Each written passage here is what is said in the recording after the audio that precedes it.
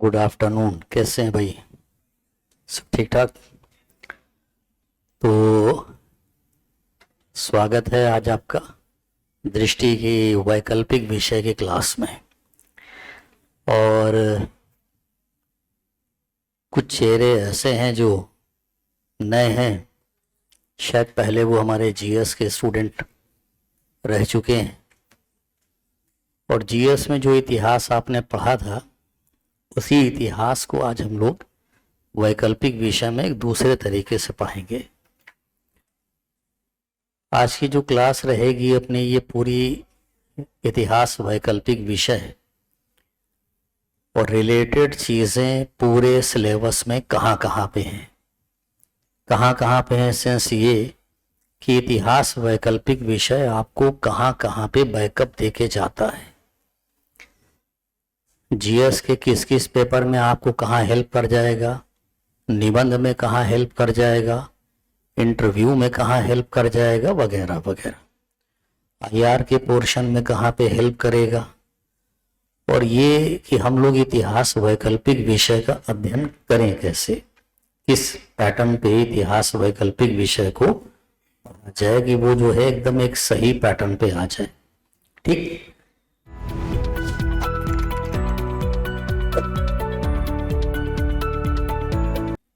तो जैसे हम एक न्यू कमर स्टूडेंट के हिसाब से चीज़ों को स्टार्ट करते हैं।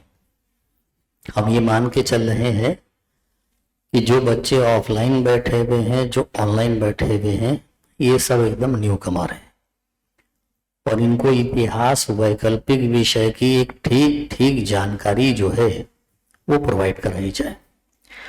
पहले तो देखिए, एक भ्रांति दिमाग से निकाल दीजिए कि इतिहास का पाठ्यक्रम जो है वो बहुत है और बहुत लंबा सिलेबस है और डेट बहुत याद करनी पड़ती हैं, बड़े तथ्य याद करने पड़ते हैं।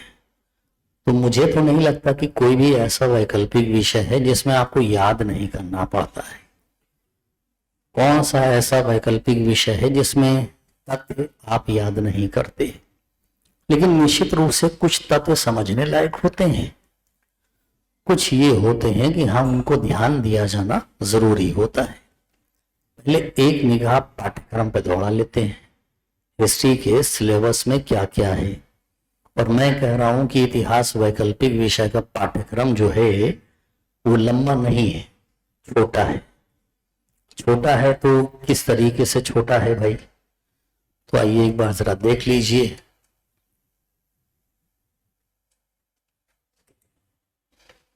इतिहास वैकल्पिक विषय में अगर सिलेबस की बात करें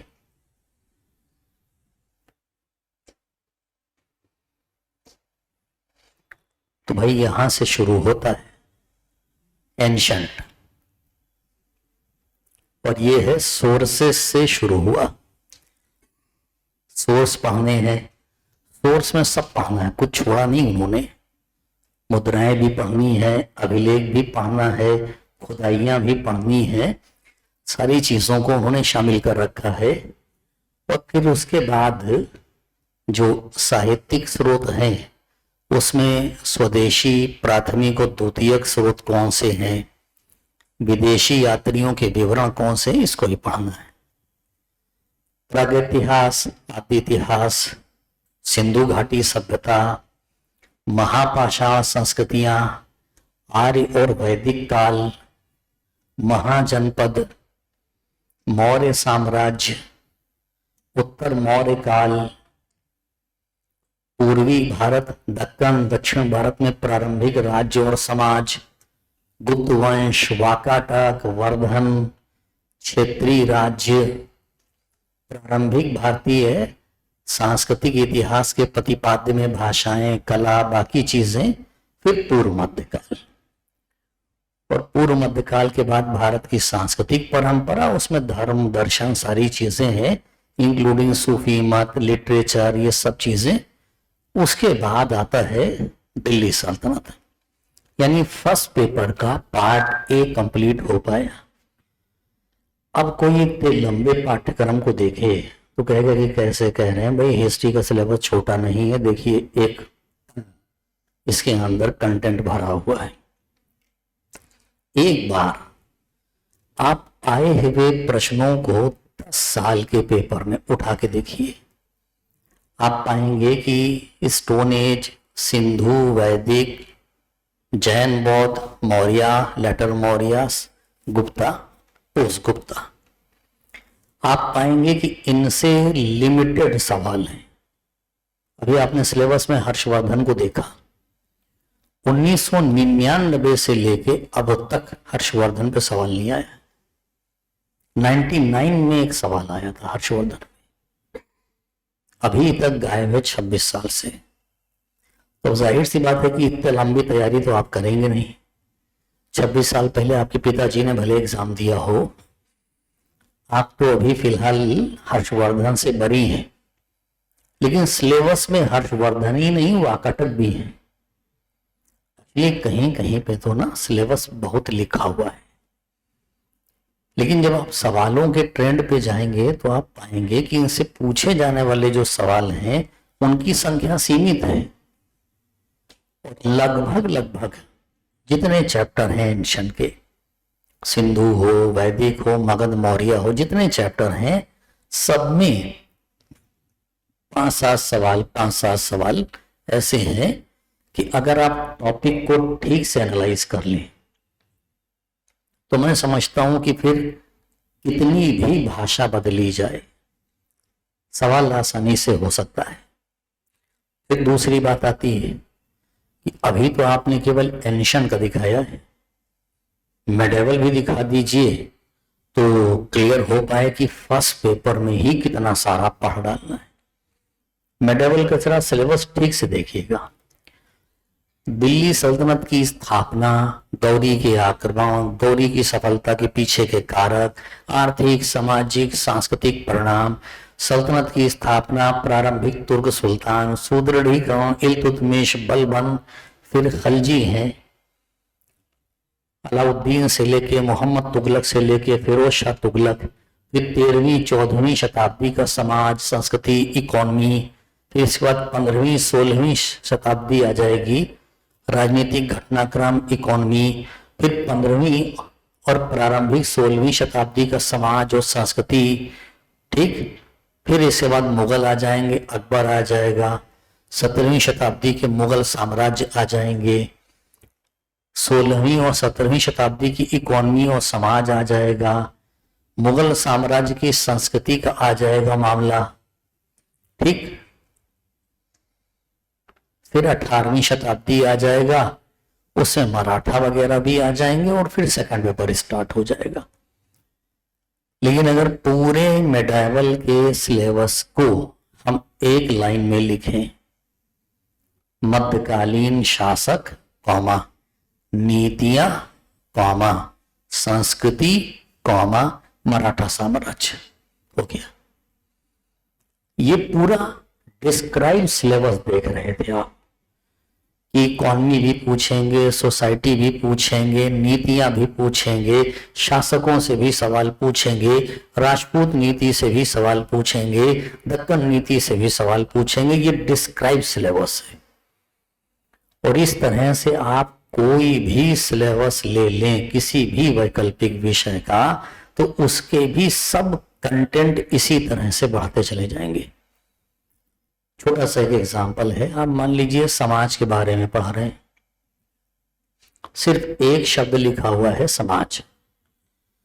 अब जब आप समाज को ओपन करना शुरू करोगे तो उसमें असमानता भी आएगी, उसमें जाति भी आएगी, उसमें वर्ण भी आएगी, उसमें सांस्कृतिक श्रेष्ठता भी आएगी, उसमें महिलाएं भी आएंगी, उसमें कमजोर वर्ग भी आएंगे, उसमें बाल श्रम की समस्या भी आएगी, सामाजिक कुरीतियां भी आ जाएंगी। मतलब फिर जब आप एक एक टॉपिक ओपन करना शुरू करोगे तो जो छोटा सा शब्द लिखा होगा समाज, वो एक पन्ने का सिलेबस बन जाएगा। सेम हालत हिस्ट्री की है। अदरवाइज आप एक दिमाग लगाइए कि ऐसा क्या है कि यूपीएससी ने हिस्ट्री का सिलेबस तो बहुत बड़ा बना दिया है और बाकी सब्जेक्ट का सिलेबस छोटा बना दिया है। क्या हिस्ट्री से यूपीएससी को कोई एलर्जी और दूसरे सब्जेक्ट से कोई मोहब्बत? दोनों नहीं, सबका सिलेबस बराबर है। फर्स्ट पेपर जो आपने देखा, सेकंड पेपर भी सेम पैटर्न पे है। भारत में अंग्रेजी शक्ति का उदय, आर्थिक सामाजिक परिणाम, राष्ट्रीय आंदोलन, स्वाधीनता, हो गया सिलेबस मॉडर्न इंडिया का। अब इसको जब आप ओपन करने लगेंगे ना तो पता चलेगा कि इसके अंदर कई कंटेंट बन रहे हैं। जनजाति भी है, किसान भी है, समाज सुधार आंदोलन भी है, क्रांतिकारी भी है, समाजवादी भी है, गांधीवादी भी है। इस तरह से करते हुए कई कंटेंट बन रहे हैं। तो पहले तो एक भ्रांति दिमाग से बिल्कुल निकाल दीजिए कि इतिहास का पाठ्यक्रम कोई बहुत बड़ा है और आपको बहुत ज्यादा पढ़ना है, पहला। दूसरी चीज, क्या हिस्ट्री में डेट्स का बड़ा इंपॉर्टेंस है? बिना डेट रटे आपका काम नहीं बनेगा। सिलेबस पे अगर गौर किया हो आपने, किसी की भी हेडिंग में स्पेशल डेट्स को मेंशन नहीं किया गया। 15वीं 16वीं सदी के राज्य, आरंभिक 16वीं सदी के सांस्कृतिक परिवर्तन, डेट नहीं मेंशन की गई। अब अगर आप ये सोचते हैं कि आप इतना भी नहीं जानेंगे कि 12वीं सदी में कौन से चेंजेस आ रहे थे, 15वीं में कौन से, 16वीं में कौन से, 18वीं में कौन से, जहां मेजर मेजर इवेंट हुई है, आप अगर उन चीजों को भी नहीं जानना चाहेंगे या नहीं पढ़ना चाहेंगे तो निश्चित रूप से फिर आप कहीं ना कहीं ये सोच रहे हैं कि हमारे हिसाब से हर चीज होनी चाहिए, हम पाठ्यक्रम के हिसाब से नहीं जाएंगे। कोई भी वैकल्पिक विषय ले लीजिए, क्या आप वहां पे प्रमुख विचारकों को नहीं पाते? प्रमुख विचारकों की पुस्तकों को नहीं पाते?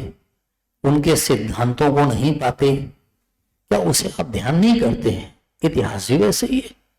यहाँ प्रमुख प्रमुख शासकों को पाते हैं, उनकी नीतियों को पाते हैं, तो उनके बारे में आपको पढ़ना होता है। अब समस्या ये है कि जैसे कुछ डेट ऐसी हैं जो स्वतः याद होनी चाहिए। अब अगर आपको ये भी नहीं पता हो इतिहास में कि गांधी जी कब आए और गांधी जी ने कौन कौन से आंदोलन लीड किए, आपसे ये नहीं कहा जाता है कि गांधी जी ने जब 1920 दिसंबर में आंदोलन चलाया असहयोग, तो फिर आप 1921 के हर महीने की घटनाओं को बताएं, ऐसा नहीं पूछा जाता आपसे। 1920 से 1922 असहयोग आंदोलन। तो ये तो वही चीज है कि आप हमारे सामने बैठे हो और मैं आपसे पूछूं इंटरव्यू में आपने हाई स्कूल कब किया, तो मैं तथ्य नहीं पूछ रहा हूं। मैं पूछूं ग्रेजुएशन कब का है आपका, पीजी कर लिया, किस सब्जेक्ट से किया, कहां के निवासी हैं, पूछ तो रहा हूं सब कुछ तथ्यात्मक, लेकिन हकीकत ये है कि ये चीजें तो आपको मालूम होनी चाहिए। इसलिए ये चीज दिमाग से निकाल दीजिए कि डेट्स बहुत याद करनी है। अब बात हम करते हैं हिस्ट्री सिलेबस की, उसे पढ़ा कैसे जाए और किन चीजों पे खास फोकस किया जाए। अगर हम वैकल्पिक विषय पे बात करें, हिस्ट्री ऑप्शनल पे, तो दो पेपर हो गए। पहले पेपर में, सॉरी सेकंड पेपर में आपके मॉडर्न इंडिया है और वर्ल्ड हिस्ट्री है, ठीक, ये आपका सेकंड पेपर है। और फर्स्ट पेपर में आपके एंशिएंट हिस्ट्री है और मेडावल हिस्ट्री है। और एक न्यू कमर स्टूडेंट के लिए कि उसको किस तरह से यहां से क्वेश्चन टैकल करने हैं, तो ये आप जानते हैं कि 4 क्वेश्चन जो होंगे एंशिएंट से होंगे, पहले 4, और अगले 4 जो होंगे वो मेडावल से होंगे।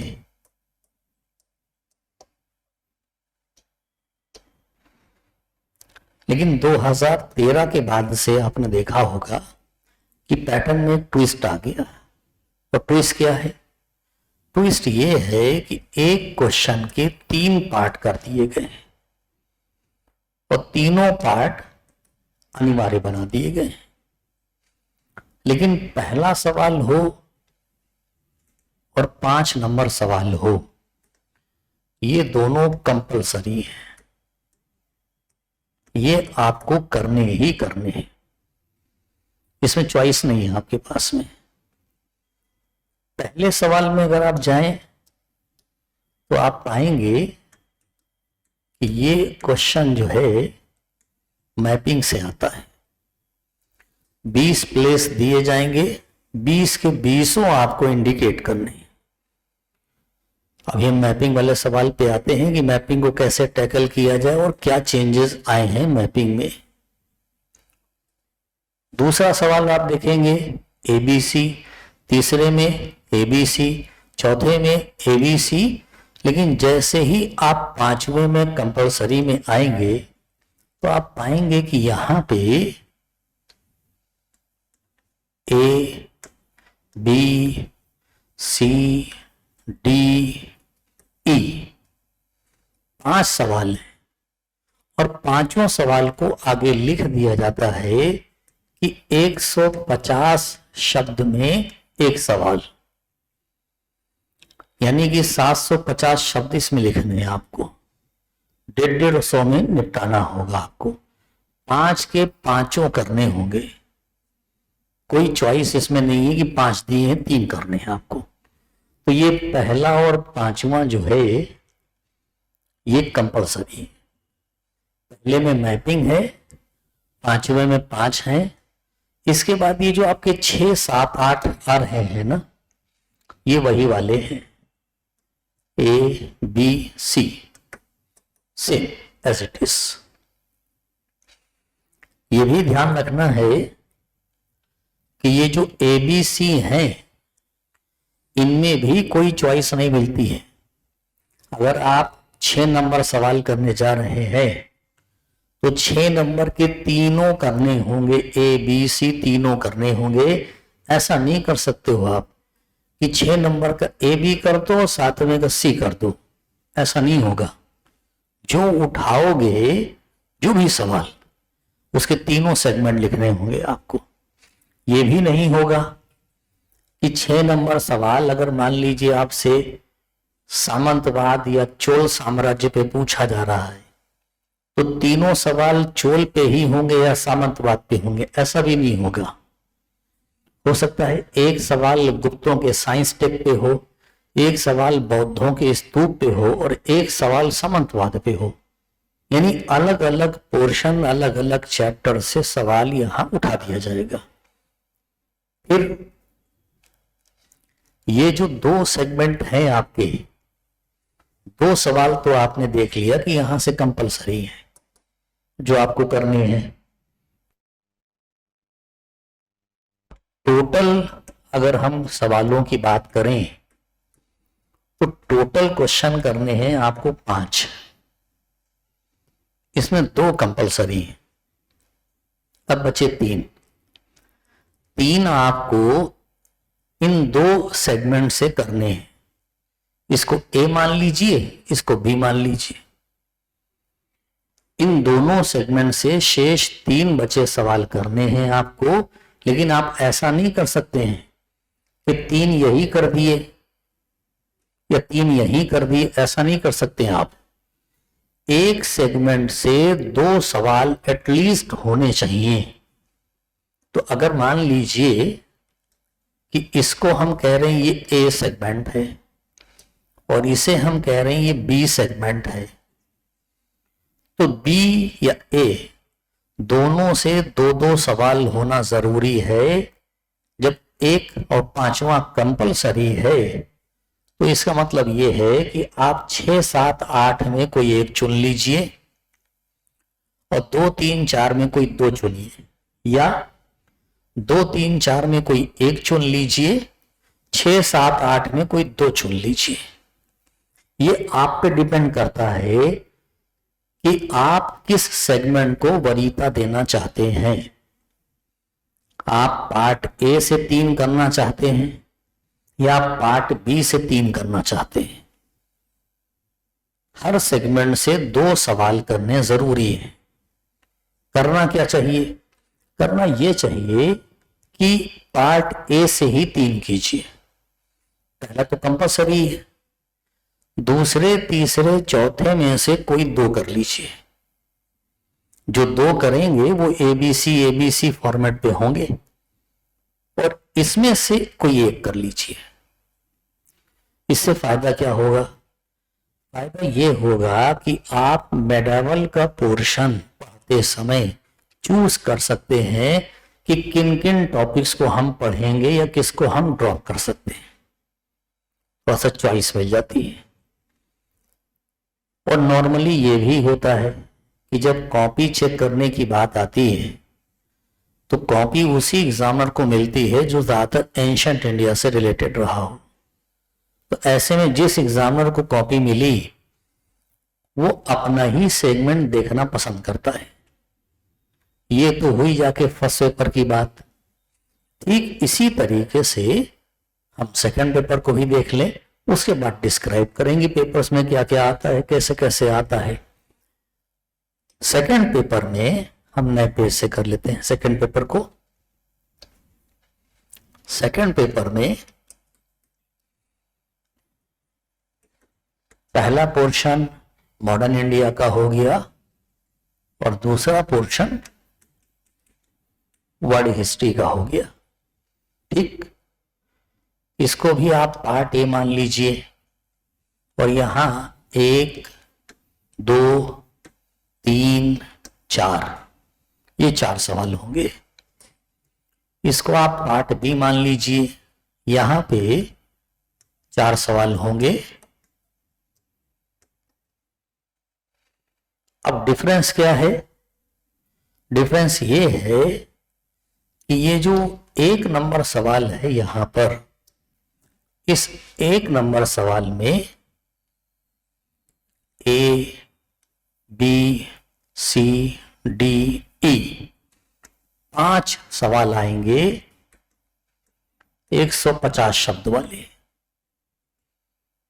यानी पहला सवाल जो है उसमें 5 सवाल होंगे 150 शब्द वाले और ये पहला सवाल जो है आपके लिए कंपल्सरी है। 5 के 5 करने हैं। टिप्पणी फॉर्मेट होता है। अभी हम दिखाते हैं किस तरह की टिप्पणियां आती हैं या किस तरह की पूछी गई हैं और हमको चैप्टर्स को पढ़ना किस तरीके से होगा। फिर 2 नंबर सवाल पे जाओगे, ए बी सी सेम 3 करते हुए होगे। फिर जरा वर्ड हिस्ट्री वाले पोर्शन पे पहुंचे आप, तो वर्ड हिस्ट्री वाले पोर्शन में भी इसमें ए बी सी डी ई 150 शब्द। इसका मतलब यह है कि सेकंड पेपर में पहला और 5वां मिला के 10 सवाल आते हैं और ये 10 के 10 कंपल्सरी है। पहला भी कंपल्सरी है, 5वां भी कंपल्सरी है। अब 6 7 8 तो यहां आप पाओगे A B C same, A B C यहां भी वही रूलिंग है। इस सेगमेंट से 2 हो, उस सेगमेंट से भी 2 हो। एक सवाल आपकी वरीयता पे है, चाहे 3 इधर से करें 2 उधर से करें, 3 इधर से करें 2 इधर से करें, लेकिन पहला और 5वां कंपल्सरी है। तो सपोज कीजिए आपने पहला सवाल कर लिया, आपने दूसरा तीसरा कर दिया या दूसरा चौथा कर लिया या तीसरा चौथा कर लिया। इधर आए आप, 5वां कंपल्सरी है, कोई एक कर लिया, 6 7 8 में कोई एक ले लिया। अब इसमें है क्या कि आपको खुद किधर से करना चाहिए सवाल। बेहतर तो यही है कि आप वर्ड हिस्ट्री वाले पोर्शन से 3 करें, क्योंकि नॉर्मली 80 से 90% वैकल्पिक विषय का विद्यार्थी 3 सवाल मॉडर्न इंडिया से करना पसंद करता है और 2 सवाल वो वर्ड हिस्ट्री से करता है। अगर आप वर्ड को अच्छी पकड़ बना लें, पेन मुंह में ना डालें, तो 3 सवाल वर्ड हिस्ट्री से करें, है ना। मैं एक वो सोच रहा हूं कि एक आंदोलन चलाऊं, नीम की दातून आंदोलन, और बच्चों को जो है जेब में रखना कंपलसरी बना दूं कि जब मन करे चबाने का निकालिएगा और चबाइएगा, इससे लाभ होंगे काफी। एक से इसको चबाने से कैंसर होगा, नीम की दातून चबाएंगे बेनिफिट होगा, ना चबाया करिए।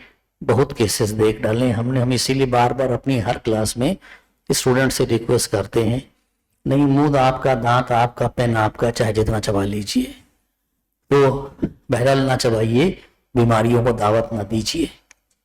अब ऑफलाइन बैठे हैं तो मैं बोल पा रहा हूं, ऑनलाइन जो बैठे होंगे उनसे थोड़ी बोल पाऊंगा, तो कहेंगे चबाएंगे और चबाएंगे, पूरा खा जाएंगे, आपसे क्या मतलब।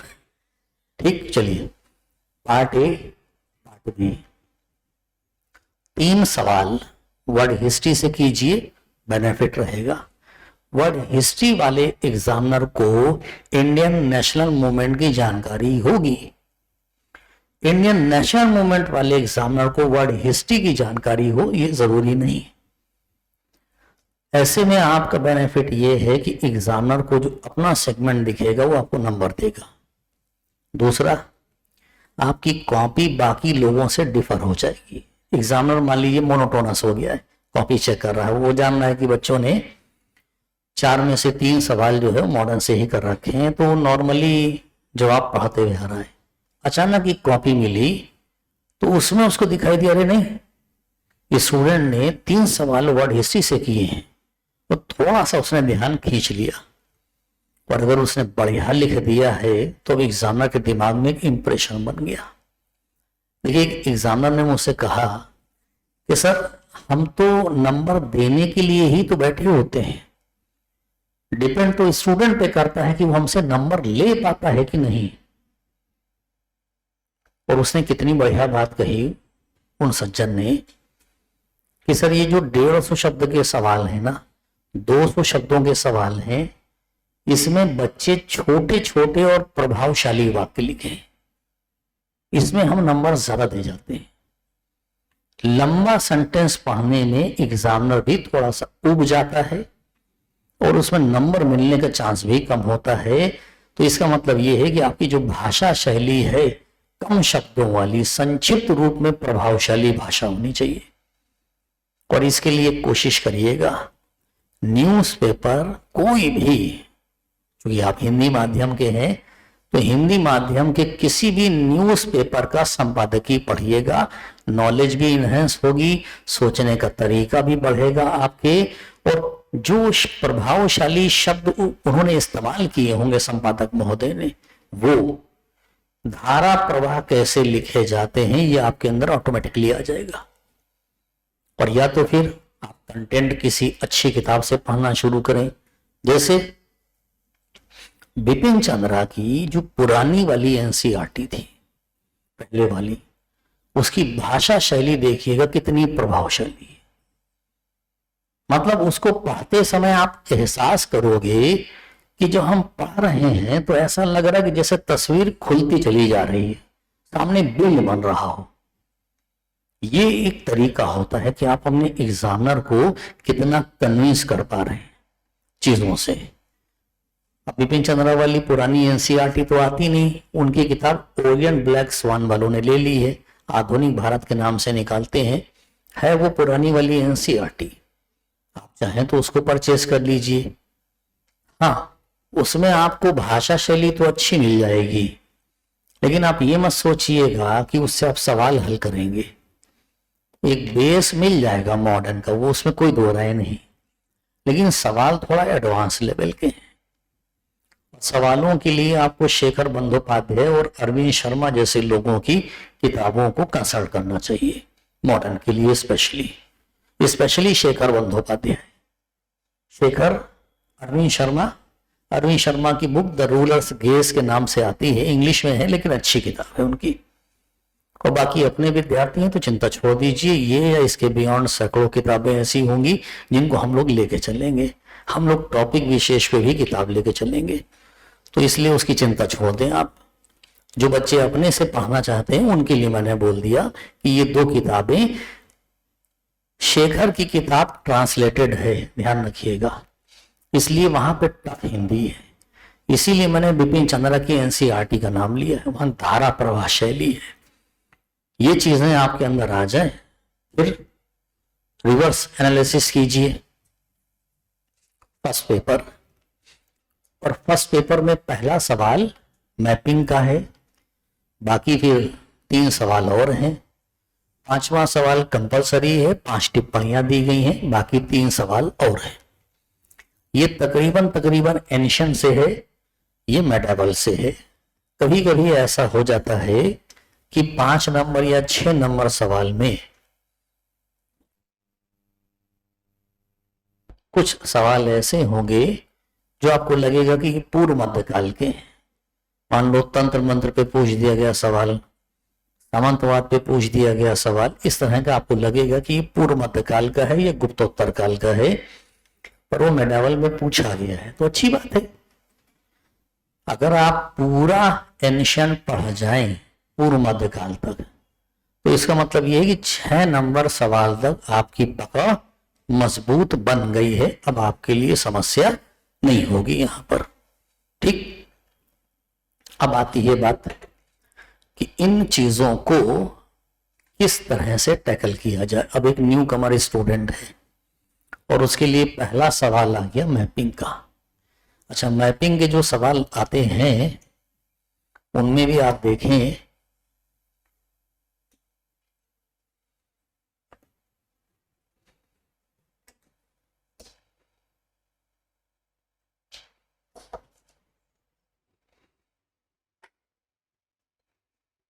मैपिंग वाले सवालों में इस तरह का पैटर्न है आज की डेट में। ऐसे ये आ गया 2024 का, और यहां पे आपसे कहा जा रहा है कि आपको दिए गए मानचित्र पे अंकित निम्नलिखित स्थानों की पहचान कीजिए। अपनी प्रश्न सह उत्तर पुस्तिका में उनमें से प्रत्येक पे लगभग 30 शब्दों की संक्षिप्त टिप्पणी लिखिए। मानचित्र पे अंकित प्रत्येक स्थान के लिए स्थान निर्धारण संकेत क्रमानुसार नीचे दिए गए हैं। अब ये चीजें जो दी गई हैं यहां पर, इनमें मामला क्या होता है कि पहले क्या करते थे, पहले प्लेस का नाम देते थे क्लियरली, कुलडिहवा, इनाम गांव, सांची, सहोगोरा, तो आपको बताना होता था ये कहां पे है और क्यों इसका इंपॉर्टेंस है, बता दिया करते थे। पहले क्या होता था कि 30 प्लेस आते थे, उसमें से 20 इंडिकेट करवाए जाते थे, और पैटर्न थोड़ा चेंज किया गया। पहले जो मैप मिलता था वो पॉलिटिकल बना होता था, उत्तर प्रदेश की बाउंड्री, बिहार की बाउंड्री सब बनी होती थी। फिर चेंज हुआ पैटर्न, 20 प्लेस आए, 15 इंडिकेट करवाए गए, मैप एकदम ब्लैंक कर दिया गया, सिर्फ नदियां बना दी गई। अब अपने हिसाब से आप कीजिए, यूपी में कहाँ है, कौन है। लोकेशन बहुत डिफर नहीं होनी चाहिए। आपको एक मैप अलग से मिलेगा, उसमें आपको इंडिकेट करना है, लोकेशन बहुत डिफर नहीं होनी चाहिए। तो फिर कैसे पकड़ेंगे इस चीज को कि मैपिंग सही हो जाए, अभी बात करते हैं। फिर इन्होंने पैटर्न चेंज किया, अब प्लेस का नाम नहीं दिया जाता है, अब स्पेशली जैसे 1 नंबर है लिख दिया गया प्रागैतिहासिक स्थल, और नीचे मैप पे 1 नंबर को इंडिकेट कर दिया जाएगा ऐसे। अब ये हो गया जाके, और इसमें आप ढूंढिए 1 नंबर कहां है, ये रहा। अब जब कहा जा रहा है कि ये एक प्रागैतिहासिक स्थल है, तो अब ये आप पे डिपेंड करता है कि आप इसको किस प्रागैतिहासिक प्लेस के तौर पर पहचान रहे हैं। जैसे हम लोगों ने तो यहाँ पर क्योंकि सारी चीजें हल कर दी हैं कि किस तरीके से इनको आप टैकल करोगे, किस तरीके से पहचानोगे, तो वहां पे हो सकता है कि आपसे कोई नवपाषाणकालीन प्लेस दिया गया हो, कोई पूरा पाषाणकालीन प्लेस दे दिया गया हो, उड़ीसा के पास कालाहांडी के पास वाला क्षेत्र आपको दे दिया गया हो कि इसको इंडिकेट कीजिए। सामान्य रूप से ऐसी चीजों को हम लोगों ने अक्सर करके जब भी क्लास ली है, मेरी कई क्लासेस यूट्यूब पर पड़ी हुई हैं, उसमें आप पाएंगे कि उन क्लासेस में इस मैपिंग को मैंने बड़ा कायदे से क्लियर कर दिया है। अब इसे मान लीजिए दूसरा ही है शैलोत्कीर्ण का क्षेत्र, और इसको देखा जाए मैप पे कहां है, शैलोत्कीर्ण का क्षेत्र नंबर 2, तो नंबर 2 ये आ गया जाके। अब शैलोत्कीर्ण यानी गुफाओं पे कहीं पर ये इंडिकेट किया गया है, और ये हिस्सा आप देख रहे हो कार्ले साइड का जा रहा है, तो वहां पे कहां पे एग्जैक्टली इस प्लेस की लोकेशन आ रही है वो आपको इंडिकेट करना पड़ेगा। अब ये प्लेस आपको तैयार कैसे होंगे, इस तरह के जो प्लेस पूछे जा रहे हैं, आप अगर एक बार एक निगाह में सारे प्लेसेस को देख डालिए, आप देखिए प्रागैतिहासिक शैलोत्कीर्ण का क्षेत्र, नवपाषाणकालीन स्थल, हड़प्पाकालीन स्थल, बौद्ध विहार, ताम्रपाषाणिक स्थल, इसमें कोई भी ऐसा नहीं है जो मेडाइवल का हो या मॉडर्न का हो। तो एक बात आप एकदम कंफर्म कर लीजिएगा कि ये जो चीजें हैं ये सिर्फ एंशिएंट की हैं।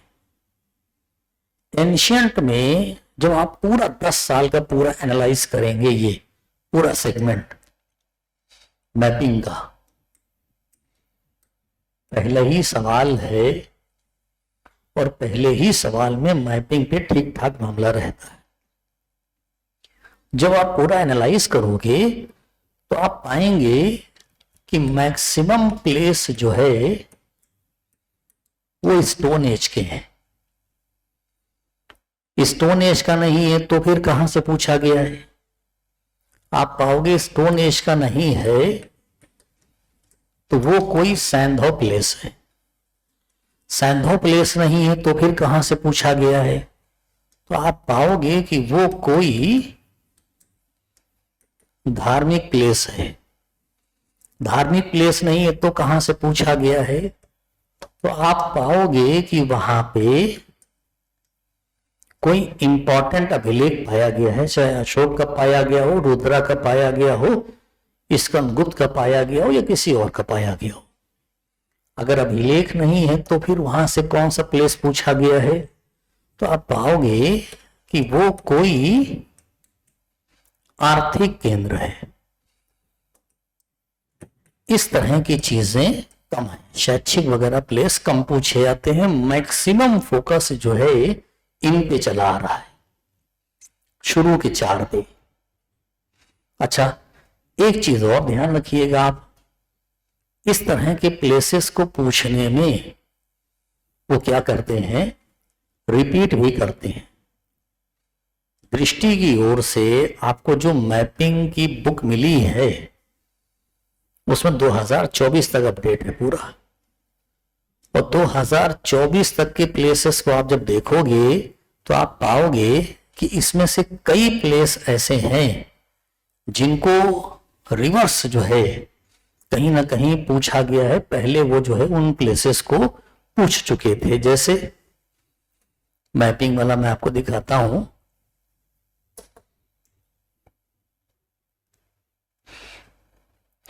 ऐसे देखिए आप, कई प्लेसेस ऐसे थे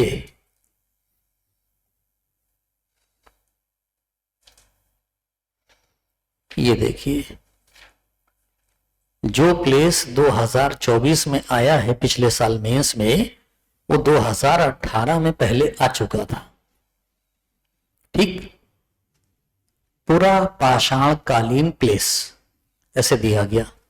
ये मद्रास के पास में अत्तिरपक्कम है, चेन्नई के निकट है। प्राचीन मानवों के द्वारा प्रयोग की जाने वाली पत्थर की कुल्हाड़ियां यहां से प्राप्त हुई हैं। 2023 में ये प्लेस पूछा गया 14 में पहले पूछा जा चुका है भीमबेटका। कैसे पूछा गया? एक पूर्व पाषाणिक स्थल, ठीक। फिर इसके बाद जो और प्लेस हो सकते हैं उसे हम लोग ने कवरेज में ले लिया है कि ये प्लेस अगर आप पढ़ लें तो इन प्लेसेस के भी पूछे जाने की संभावनाएं हैं। अच्छा, इन प्लेसेस में आप देखो जो पूछे गए हैं, जैसे नेवासा महाराष्ट्र के पास, आपको पता ही है कि पटसन का साक्ष्य हो या फिर जो है रेशम का भी साक्ष्य है, ये नेवासा से ही मिला हुआ है। और ये भी आप जानते हो कि नेवासा जो है ये ताम्र पाषाणिक प्लेस है। फिर देखिए, अब ये रही लोकेशन। जितने प्लेस हमने ऊपर लिखे उसको यहां पर मैपिंग में दे दिया। मैपिंग में देने के बाद हम लोग की कोशिश ये होती है कि इस तरह की जो लाइनें क्रिएट करते हैं, अक्षांश देशांतर समेत जो लाइनें क्रिएट करते हैं, तो इसमें अगर बच्चा बार बार प्रैक्टिस करेगा तो उसे ये अंदाजा लग जाएगा कि ये जो प्लेस है वो किस लोकेशन पे एग्जैक्टली आ रहा है। जैसे यहां आप देख रहे हो ये प्लेस है 10 नंबर वाला आपका। तो जब आप यहां पे आओगे, ये रहा चौतरा, और कभी भी अगर चौतरा पूछा जाता है तो आपका दिमाग फट से जाएगा कि यार वो हिमाचल प्रदेश का है और लोकेशन लगभग यार हिमाचल में। देखिए, इतना एग्जामिनर भी जानता है कि ऐसा नहीं हो जाएगा कि बच्चा जो है एग्जैक्टली 1-1 किलोमीटर नाप के प्लेस दे देगा, पर ऐसा भी नहीं हो कि छत्तीसगढ़ का प्लेस हो आप पश्चिम बंगाल में दिखाने लग जाएं। ऐसा भी नहीं होगा। छत्तीसगढ़ का मतलब कि छत्तीसगढ़ की लोकेशन आ रही हो, वो ऐसा भी नहीं करेंगे छत्तीसगढ़ के पास पास के प्लेस पूछते हैं। एक छत्तीसगढ़ का होगा, एक राजस्थान का होगा, इसलिए आप इसकी चिंता ना करें। हाँ, प्लेस की पकड़ आपको होना जरूरी है।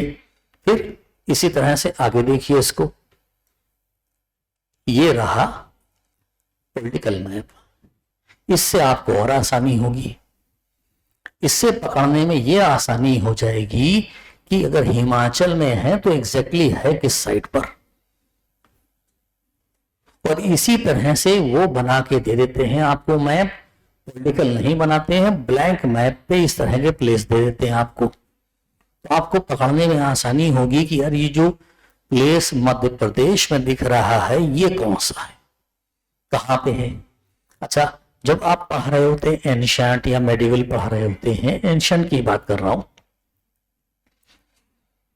तो आप में से जिसने हमसे पढ़ा है या जो आगे हमसे एंशिएंट पढ़ेंगे उन्हें पता होगा कि अपनी हर क्लास मैपिंग पे ही चलती है, और जितने भी प्लेसेस के हैं मैप दिखाते हुए चलते हैं, कौन प्लेस कहाँ पे है क्या है। तो कुछ प्लेस तो आपको मिल जाएंगे जो अपनी क्लास चल रही होगी उसी से मिल जाएंगे, कुछ के लिए स्पेशली आपको मैपिंग की ये बुकलेट आपको साथ साथ लेके चलनी है। इसके बाद भी एक समस्या है, इधर 2-3 साल से यूपीएससी ने मैपिंग पे कुछ ऐसे प्लेसेस को पूछा है कि वो प्लेस है तो हिस्टोरिकल लेकिन करंट में कहीं चर्चा में था। जैसे छत्तीसगढ़ में भोराम देव मंदिर, भोराम देव मंदिर 2 साल पहले करंट की चर्चा में था, वो उन्होंने पूछ लिया। इसी तरीके से आप पश्चिमी भारत के कई ऐसे स्टोन एज के प्लेस हैं जो रिसेंटली कहीं ना कहीं खुदाई में आए। जैसे एक छोटा सा एग्जांपल देता हूं आपको, केरल में एक जगह पड़ती है जिसे एडक्कल केव्स कहते हैं। आपको ध्यान होगा कि मैं जब पढ़ा रहा था तो मैंने ये एडक्कल केव्स वाली बातें की थी इंडस वैली सिविलाइजेशन के संदर्भ में। आगे जो लोग पढ़ेंगे उनको ही मिल जाएगा। ये केरल में है, वायनाड डिस्ट्रिक्ट में है, और इसको ये जो देख रहे हैं ना, आई थिंक सो ये 2022 का है शायद क्वेश्चन, एडक्कल केव पे एग्जैक्टली यही लोकेशन दी हुई है और पूछा गया हुआ है कि एक स्टोन एज का प्लेस। वहां पे आप जब जाओगे तो आपको मिलेगा कि एडक्कल गुफाएं हैं। तो एडक्कल गुफाएं क्यों चर्चा में थी? तो चर्चा में इसलिए थी, इनका सिंधु घाटी सभ्यता से संबंध जोड़ा जा रहा है। 2009 के बाद से लगातार यहां खुदाई चालू है। तो कुछ प्लेस ऐसे मिलेंगे आपको जो आप पाएंगे कि पिछले 1-2 वर्षों में ये चर्चा में थे करंट के, और इनको भी मैपिंग पे पूछ दिया गया। तो एक कोशिश तो आपको ये भी करनी होगी कि जो करंट के प्लेस हैं उसको आप दिमाग में रख के चलें। दृष्टि की जो एस्पिरिंट के नाम से लास्ट में अपनी बुकलेट आती है, उसमें एक बुकलेट ऐसी होती है जिसमें कल्चर की सारी चीजें होती हैं, फ्री रहती है। दृष्टि की वेबसाइट पे ये फ्री रहती है। तो 1-2 साल के दौरान जितनी ऐसी कल्चरल एक्टिविटीज होंगी सबके प्लेसेस आपको मिल जाएंगे। अब ये चीजें जो यहां पे चल रही थी, आप थोड़ा सा और आगे चलें तो इसको अलग अलग बाइफरगेट कर लिया गया है, कहां से कौन सा है। जैसे ये देखिए 2024 में ये सवाल पूछा गया, प्राचीन मानव जीवाश्म प्राप्ति स्थल हथनौरा। अब हथनौरा की जो लोकेशन है वो मध्य प्रदेश में सीहोर जिले के नर्मदा बेसिन में है। हथनौरा जब भी आप पढ़ेंगे स्टोन एज तो हथनौरा अपने आप चर्चा में आएगा कि भाई यहां से एक कपालखंड जो है अरुण सोनकिया को मिला था, और उसी ग्राउंड पर यह अनुमान किया जाता है कि भारत में जो मानव जीवाश्म हैं ये 4.5 लाख साल पहले के हो सकते हैं। फिर बाकी प्लेसेस को देखिए आप, सेम पैटर्न है, वो बिल्कुल वैसे ही लोकेट किए गए हैं। ब्लैंक मैप भी दे दिया है ताकि आप प्रैक्टिस कर पाए। अब यहां देखिए स्टोन एज के प्लेसेस आप देखिए ठीक से पूछे गए। अभी मैंने कहा कि सबसे ज्यादा जो मामला पूछा गया है वो स्टोन एज का है। जहां तक कि रिपीटिशन की बात है तो रिपीटिशन भी ठीक से है। ये देख लीजिए आप रिपीटिशन कितना ज्यादा है। बुर्ज़होम 23 में भी आया, 19 में भी आया, 15 में भी आया है, 12 में भी आया है। फिर ये देखिए मेहरगढ़ 16 में था, 15 में था, 13 में था। तो प्लेसेस अगर आप यहां से जो दृष्टि की बुक दी हुई है इससे ठीक से पढ़ जाए तो उम्मीद हम यही करते हैं कि आपका ये सवाल गलत नहीं होना चाहिए। और अगर आपने प्लेस वाला मैपिंग वाला क्वेश्चन सही कर लिया तो फर्स्ट पेपर में ठीक ठाक नंबर निकाले जा सकते हैं। फर्स्ट पेपर में जो पिछले साल का रिकॉर्ड है, तो अपने ही एक विद्यार्थी जिन्होंने पिछले साल इंटरव्यू दिया, अब आप दुर्भाग्य कह लीजिए कि वो बेचारे सेलेक्ट नहीं हो पाए। ठीक,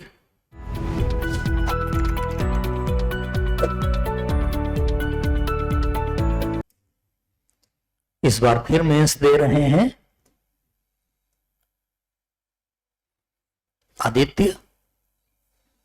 आदित्य को हिस्ट्री ऑप्शनल के फर्स्ट पेपर में 139 स्कोर है, जो ये इंडिकेट कर रहा है कि उनके सारे सवाल बेहतर थे। और अगर मैपिंग और 5 नंबर सवाल आपने ठीक से निपटा लिया तो ये स्कोर आप भी कर सकते हैं, इससे भी ऊपर जा सकते हैं। इस बार आदित्य फिर मेंस दे रहे हैं। हम लोग पूरी प्रार्थना कर रहे हैं, उम्मीद कर रहे हैं, मेहनत कर रहे हैं कि उनका स्कोर 300 टच करे हिस्ट्री में। यहाँ पे सेकंड पेपर में 120 है, ये भी बहुत अच्छा नंबर माना जाता है, लेकिन इसमें भी बढ़ने की संभावनाएं पूरी है। तो अगर थोड़ी सी भी कोशिश कर ली जाए तो ये जो मैपिंग वाला प्लेस है, इस मैपिंग के प्लेस पे आप एक ठीक ठाक नंबर निकाल देंगे। फिर जब 5 नंबर कंपलसरी पे जाएंगे तो 5 इस नंबर में 5 टिप्पणियां हैं। एक पूर्व हेड एग्जामिनर की वर्डिंग यूपीएससी के, उनका कहना था कि टिप्पणी में हम पूरे में पूरा नंबर देते हैं, पूरे में पूरा नंबर काट भी लेते हैं। और बड़े आसान शब्दों में उन्होंने समझाया। बोले कि सपोज कीजिए आप किसी जिले के डीएम हैं, जिले में कोई सांप्रदायिक हिंसा हो गई, आपके पास में 200 पेज की एक रिपोर्ट आई। आप 200 पेज की रिपोर्ट शासन को नहीं भेज सकते। 200 पेज की रिपोर्ट को आप एक पेज में लाके फैक्स करेंगे, कैसे करेंगे? तो बोले हम ये कैपेसिटी चेक करते हैं कि बच्चा जो बिखरा हुआ टॉपिक है उसके कितने पहलू को कम से कम शब्दों में एक पास ला रहा है, ये टैलेंट चेक करना होता है। और बोले अगर ऐसे में खरा है बच्चा तो पूरे में पूरा नंबर मिलेगा। इसीलिए आप देखते हैं कुछ लोग इतिहास वैकल्पिक विषय में 2 साल पहले भी आपने देखा 301 या 302 कुछ नंबर आए थे, टॉपर जो थी।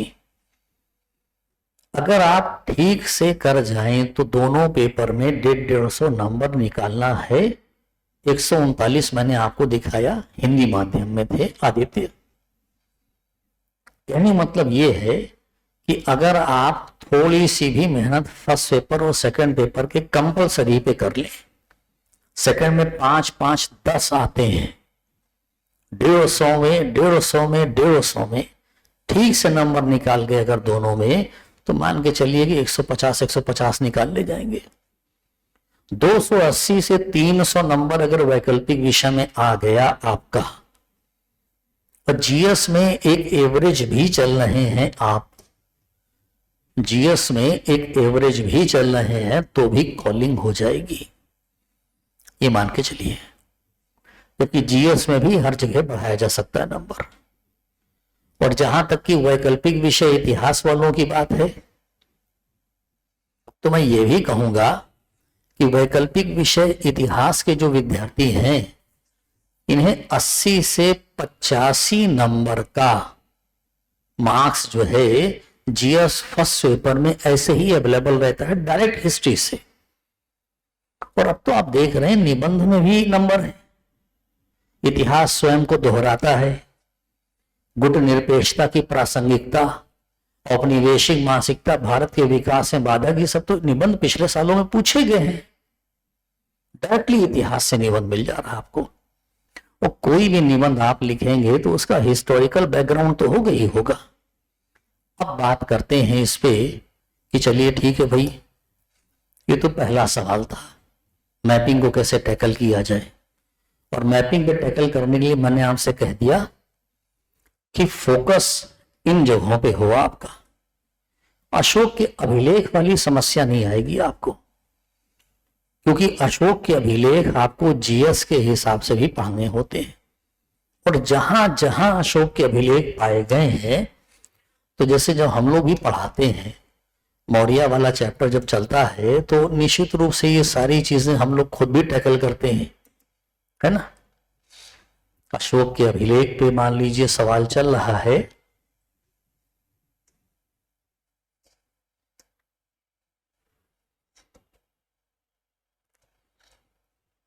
तो चाहे इस मैप का इस्तेमाल कर रहे हो हम लोग, या फिर अशोक के अभिलेखों पे जो रिसेंट एक मैप दीतमार रादरमुंड ने निकाला है ना, जिन्होंने ये बात कही थी कि मौर्यन अंपायर जो है वो पूरी तरीके से हर एरिया में फोकस्ड नहीं था।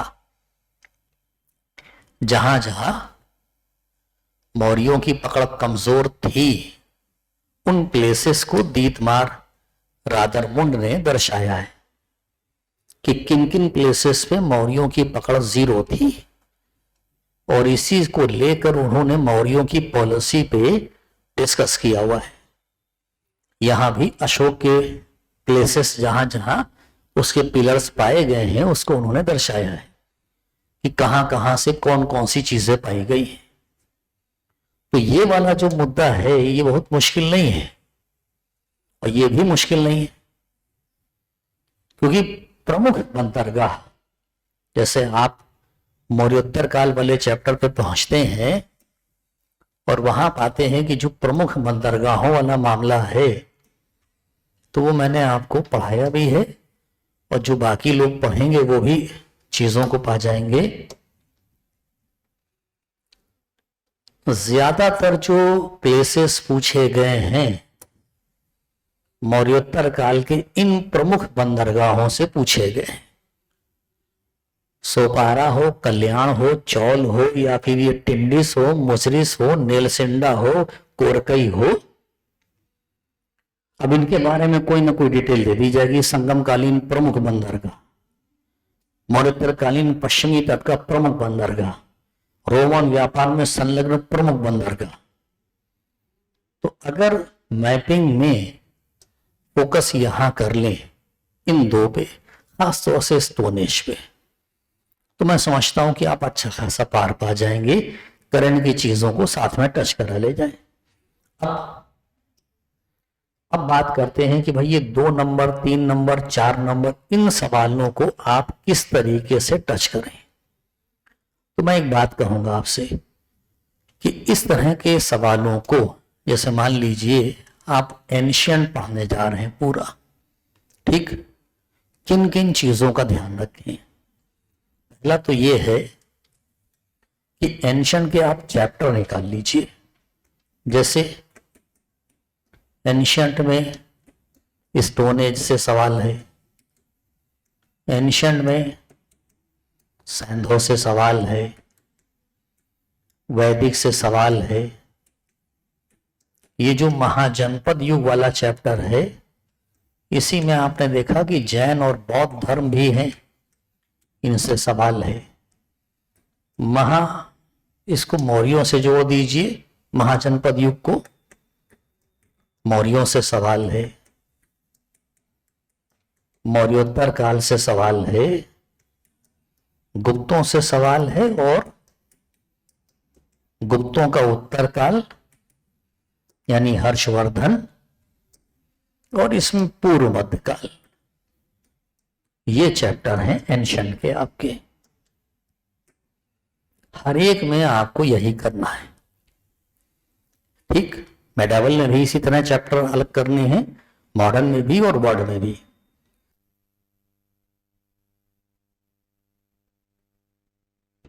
अब इनमें आपको यह ध्यान देना होता है कि इन पोर्शंस में क्वेश्चन कहां से आया है और हम कहां से ध्यान दें, यानी हम किस तरह से इसको जो है बढ़िया से एनालाइज कर पाएंगे।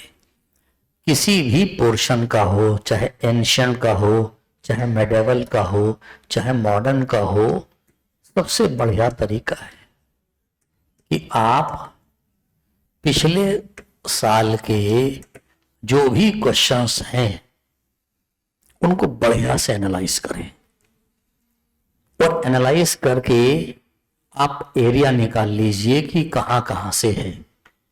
जब लास्ट ईयर का क्वेश्चन आप निकालेंगे तो सपोज कीजिए आप सैंधो पे निकाल लेते हैं, और आइए हम आपको दिखाते हैं कि किस तरीके से लास्ट ईयर्स में इंडस के किन किन एरियाज पे किस किस तरह के सवाल पूछे गए हैं। इसी से आपका सेंस बन जाएगा कैसे पढ़ना है इसको। तो जैसे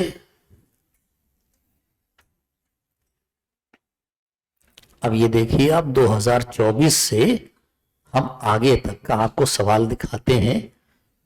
ये ट्रेंड एनालिसिस जो है वो आपको मिल ही जाएगा पढ़ने के क्रम में, आपके पास भी ये चीजें रहेंगी तो आपको भी अंदाजा होता रहेगा कहां से सवाल आया है। पहला है कि हड़प्पा कला आध्यात्मिक और अनुष्ठानिक जीवन के साथ साथ उसकी सौंदर्य संबंधी संवेदनाओं को भी समझने में योगदान करती है, टिप्पणी कीजिए। यानी हड़प्पन आर्ट पे सवाल दिया गया है कि हड़प्पन आर्ट से आप उसकी आध्यात्मिक और अनुष्ठानिक जीवन को तो जानते ही जानते हैं, प्लस जो उसकी ब्यूटी है, ब्यूटी क्या है, वो एक अर्बन कल्चर है। ब्यूटी क्या है, डेवलप्ड सोसाइटी है। ब्यूटी क्या है, फॉरेन ट्रेड में वो रिलेटेड है। अब ये चीजें किस तरीके से है वो तो हम लोग जब पाठ्यक्रम अपना पढ़ रहे होंगे तो हम लोग ये देखने की कोशिश करेंगे कि अच्छा भाई सिंधु घाटी सभ्यता से उनका धर्म पता किया जा सकता है। यस, कला का एक नमूना ये आ गया, ठीक, पीपल का पेड़ है। निश्चित रूप से दिमाग में गया कि क्या सिंधु घाटी सभ्यता के लोग पीपल की उपासना करते थे।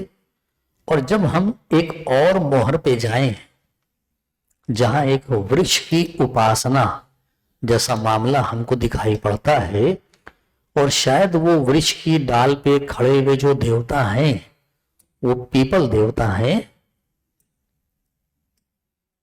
ठीक। ये मोहर पत्थर पे भी मिली है, तांबे पे भी मिली है। और अब जब हम इस मोहर पे आते हैं और ये देखते हैं कि ये जो पत्तियां हैं ये शायद पीपल देवता की हैं, और ये जो व्यक्ति हैं ये शायद पीपल देवता है। सामने ये मेढ़ा या बकरा है, ये कोई पुरोहित जैसी आकृति है, कोई बलि का प्रसंग है, और ये सप्तमातृका देवियां हैं जो बनी हुई हैं यहां पर।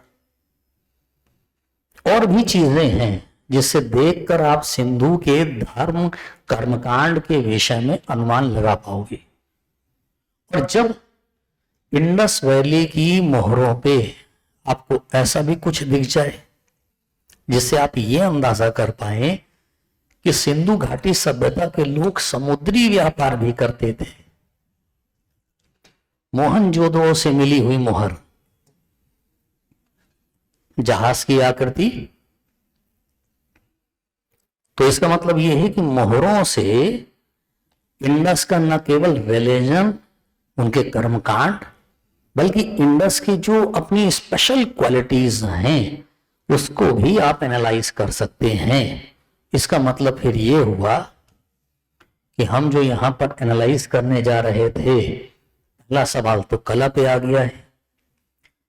फिर 23 में, अच्छा एक चीज और भी दिख रही होगी, लगातार सवाल आ रहा है। देखिए 23 में सिंधु सरस्वती सांस्कृतिक क्षेत्र में एक रूपता और विविधता दोनों ही प्रदर्शित होती हैं, विवेचना कीजिए। तो इसका मतलब यह है कि इंडस का कल्चर पूछा गया है। कल्चर में सिमिलरिटी भी है और कल्चर में डिफरेंस भी है।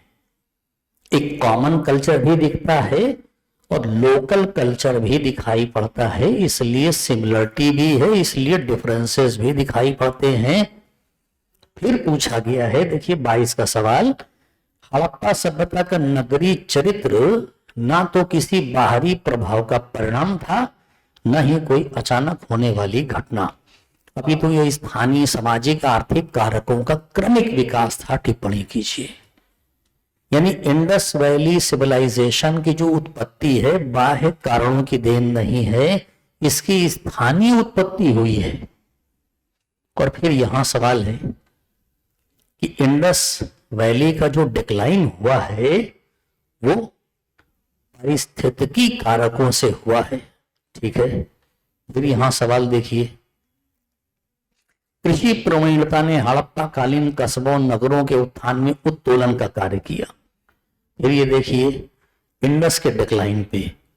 अब अगर हम लोग सारी चीजों का निष्कर्ष निकालें कि पिछले 7-8 साल में यूपीएससी ने इंडस के किस पोर्शन को फोकस किया है, तो हम लोग ये देखेंगे कि कला, आध्यात्म, धर्म, उद्भव, पतन, बस्तियां, है ना। एक सवाल बस्तियों पे भी था, आपने देखा होगा, ये रहा 2016 का, ठीक। तो 2015 से डिक्लाइन से लेके 2024 तक आप जो मानते हैं, तो यहां आप देख रहे हो कि इंडस के बारे में कला, अध्यात्म, धर्म, उद्भव, पतन, बस्तियां, इन पे सवाल आया हुआ है।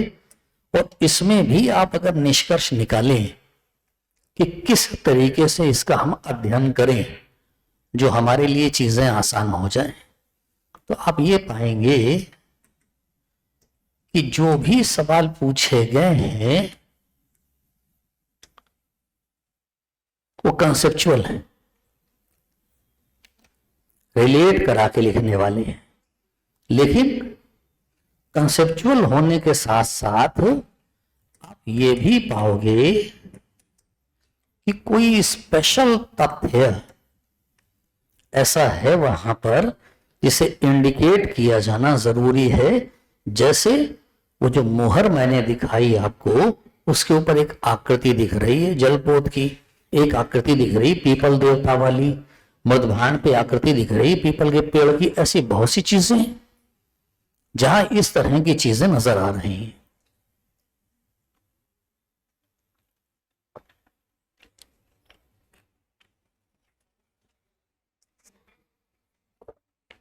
फिर देखिए, मान लीजिए ये तो हो गई जाके इंडस वैली सिविलाइजेशन की बात। अगले चैप्टर की बात करें हम वैदिक की, और वैदिक में भी ठीक इसी तरीके से एनालाइज करें। देखिए, जब भी कुछ बात आती है तो हर चैप्टर की अपनी कुछ स्पेशल डिमांड होती है। ये पढ़ाने वाले की जिम्मेदारी है कि वो उस चैप्टर की चीजों को कैसे समझा पाते हैं।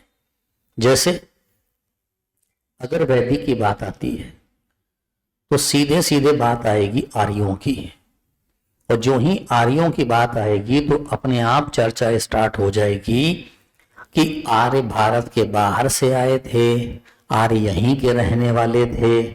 फिर कुछ एग्जामिनर्स को आप देखेंगे कि वो बड़ा झुंझला के कहते हैं कि बाहर से आए थे या यहीं के रहने वाले थे, वो सब छोड़िए, आर्यों का कल्चर कैसा था, जीवन कैसा था। तो वो आर्यों की इकोनॉमी के बारे में, उनकी सोसाइटी के बारे में जानने की कोशिश करते हैं। और जब आर्यंस के बारे में आप जानने की कोशिश करेंगे और आप पाएंगे कि जो वर्तमान हिंदू धर्म है, इससे पहले इसका रूप देखा जाए तो ब्राह्मण धर्म के रूप में है, उससे पहले इसका रूप देखा जाए तो वैदिक धर्म के रूप में है। तो इसका मतलब ये है कि वैदिक के चैप्टर को पढ़ने से पहले आपके दिमाग में एक सीन क्लियर है, आर्यों का आगमन कहाँ के हैं, मूल स्थान, पहला सवाल। दूसरा, आर्यंस इकोनॉमी, आर्यंस सोसाइटी। तीसरा, आर्यों का रिलीजन। और अब जरा आप एक बार फिर से वैदिक के सवालों को एनालाइज कीजिए और देखिए कि किस तरीके के सवाल पूछे गए हैं 24 से लेके ये देखिए। ऋग्वैदिक काल से उत्तर वैदिक काल के बीच राज्य संस्था और कर प्रणाली के उद्विकास क्रम की चर्चा कीजिए। यानी टैक्सेशन की जो अवधारणा है वो ऋग्वैदिक काल में बलि की अवधारणा से होते हुए राजा के भाग, राजा के भोग और बलि को दो पार्ट में डिवाइड करते हुए सगे संबंधियों से स्वैच्छिक, पराजित जनों से जबरदस्ती, ये किस तरीके से भौगोलिक प्रसार और राजा की बढ़ती हुई शक्ति से चेंज हुआ। राजा के पास कैसे 15 रत्नी आ गए या 16 रत्नी आ गए, उपेंद्र सिंह ने 16 लिखे हैं। राजा के पास में कैसी एक आर्मी आ गई, साम्राज्यवाद प्रारंभ हो गया, और इसके लिए राजा को टैक्सेशन की जरूरत कैसे पड़ने लगी, जन से जनपद की अवधारणा कैसे आगे बढ़ी, कबीले आपस में जब मर्ज करने लगे तो टैक्सेशन की अवधारणा क्यों बढ़ गई। फिर इसी तरह देखिए आप, भारतीय इतिहास में आर्यों की समस्या को निर्धारित करने में भाषाओं के तुलनात्मक अध्ययन, पुरातात्विक सोर्स और बृहद वैदिक साहित्य कहां तक सहायक हैं। तो आर्यों की समस्या क्या है, आर्यों की समस्या वाला मामला वही वाला है, कहां के निवासी थे, आर्यजन भारतीय थे, आर्यजन बाहर से आए थे, सैंधववासी आर्य थे। उसको निर्धारित करने में भाषाओं के तुलनात्मक अध्ययन, पुरातात्विक सोर्स और बृहद वैदिक साहित्य, तीनों सोर्सेस को लेके क्या डिसाइड किया गया है। तो मैंने जैसा अभी आपसे कहा कि आर्यंस का मामला आएगा तो तुरंत बात आ जाएगी कहाँ के रहने वाले थे, यहाँ के थे, बाहर के थे। फिर देखिए, क्या आप मानते हैं कि उपनिषदीय सिद्धांत वैदिक धार्मिक विचारों की उच्च स्थिति को मूर्त रूप देते हैं? धर्म पे सवाल आ गया। वैदिक धर्म को पुनर्जीवित और लोकप्रिय बनाने में पुराण नव प्रवर्तनकारी साहित्यिक शैली थे। फिर धर्म पे सवाल आ गया। ऋग्वेद में उल्लेखित धर्म के स्वरूप देवताओं के वर्गीकरण पर प्रकाश डालिए। फिर धर्म पे सवाल आ गया। ठीक, ये उत्तर वैदिक के बाद का सवाल है। हम फिर वैदिक पे आते हैं। परीक्षण कीजिए कि ऋग्वैदिक काल से उत्तर वैदिक काल तक वर्ण व्यवस्था के रूपांतरण ने स्त्रियों की स्थिति को किस प्रकार प्रभावित किया। फिर समाज पे सवाल आ गया। हड़प्पा संस्कृति के लिए कोई साहित्यिक स्रोत नहीं है और वैदिक काल के लिए कोई पुरातात्विक साक्ष्य नहीं है, इस तथ्य की व्याख्या कीजिए। फिर वही बात आ गई, इंडस वैली के लोग आर्य थे या कोई और थे। इधर आए हुए सवालों को देखकर आपको अंदाजा लग गया होगा कि सामान्य ट्रेडिशन से अलग हैं और सवालों के अध्ययन में सबसे ज्यादा इस चीज की जरूरत है, प्लस इसको अटैच करना है। अब ठीक यही पैटर्न जो है आप देखोगे कि मेडिवल पे भी आ जाता है। मेडिवल में सिलेबस के लिए बहुत परेशान नहीं होना है। क्वेश्चन आपने 10 साल के देखे और आपने खुद डिसाइड कर लिया होगा कि क्वेश्चन इस स्पेसिफिक एरिया से पूछे गए हैं, उससे ज्यादा नहीं मामला है। जब मेडिवल पे जाओगे आप, और जहां से दिल्ली सल्तनत का मामला स्टार्ट हो रहा है, जरा उसको देख लीजिए आप। सेम सवाल आप पाओगे कि वहां पर भी ठीक उसी तरह के मामले हैं। अब ये देखिए, चाहे तुर्कों की विजय से हो और चाहे सवाल जो है यहां दिल्ली सल्तनत से हो, बलबन है तो उसके अंपायर का विस्तार, इल्तुतमिश है तो उसने जो सुदृढ़ीकरण किया था वो कैसे किया हुआ था। ठीक, ये आर्थिक से पूछा गया है, अर्बनाइजेशन पे। फिर देखिए, इल्तुतमिश वही सुदृढ़ीकरण, बलबन वही रक्त और लौ, बलबन वही मंगोल। सिर्फ 2 सवाल है। एक सवाल है कि इल्तुतमिश ने कैसे सुदृढ़ीकरण किया है और दूसरा सवाल है कि बलबन ने कैसे विस्तार किया है। इसी 2 सवाल के इर्द गिर्द पिछले 3-4 साल के सवाल घूम रहे हैं। कुछ सवाल ऐसे मिलेंगे जो मोहम्मद गोरी और शुरुआती दौर के होंगे, जैसे ये देखिए, ये रहा 2020 का सवाल भी देख लीजिए, 19 का सवाल भी देखिए। तुर्की आक्रमण के सामने उत्तर भारतीय राज्यों के पराजित होने के कारणों का आकलन कीजिए। बहुत सारे कारण हैं और अगर हम लोग लास्ट ईयर का क्वेश्चन बैंक लेके चले तो इनको सॉल्व कर लेना हमारे लिए और आसान काम हो जाएगा। कैसे? इसी सवाल पर दिमाग रखिए जो 2020 में पूछा गया है। और अब एक पहले का सवाल देखिए जरा। इससे पहले एक सवाल ऐसे ही पूछा गया था और उस सवाल में जो है कुछ ऐसे अलंकारिक बात कही गई थी। 2001 तुर्क, अफगान और मुगलों द्वारा राजपूतों की पराजय का एकमात्र कारण निम्न कोटि की अश्वारोही सेना ही नहीं थी। यानी अश्वारोही सेना तो एक कारक थी कि वो पराजित हो गए, लेकिन ये सिर्फ एकमात्र कारण ये नहीं था। कुछ और भी रीजन थे जिसकी वजह से वो पराजित हो गए। क्या रीजन रहे थे? तो भाई वो बटे हुए थे, उनकी युद्ध टेक्निक अलग रहा करती थी। ठीक, एक होकर सामना नहीं कर पाए। तो वही सवाल जो पहले का था उसी को एनालाइज करते तो यहां पर आंसर हो जाएगा। फिर यहां देखिए, आंतरिक कलह और संघर्ष में लिप्त व्यक्तिगत महत्वाकांक्षा वाले भारत पर आक्रमण करना गौरी को पर्याप्त निमंत्रण था, विवेचना कीजिए। अब ये सवाल इस सवाल का जवाब है। यही चीज यहां ऊपर लिखनी है, इसलिए पराजित हो गए।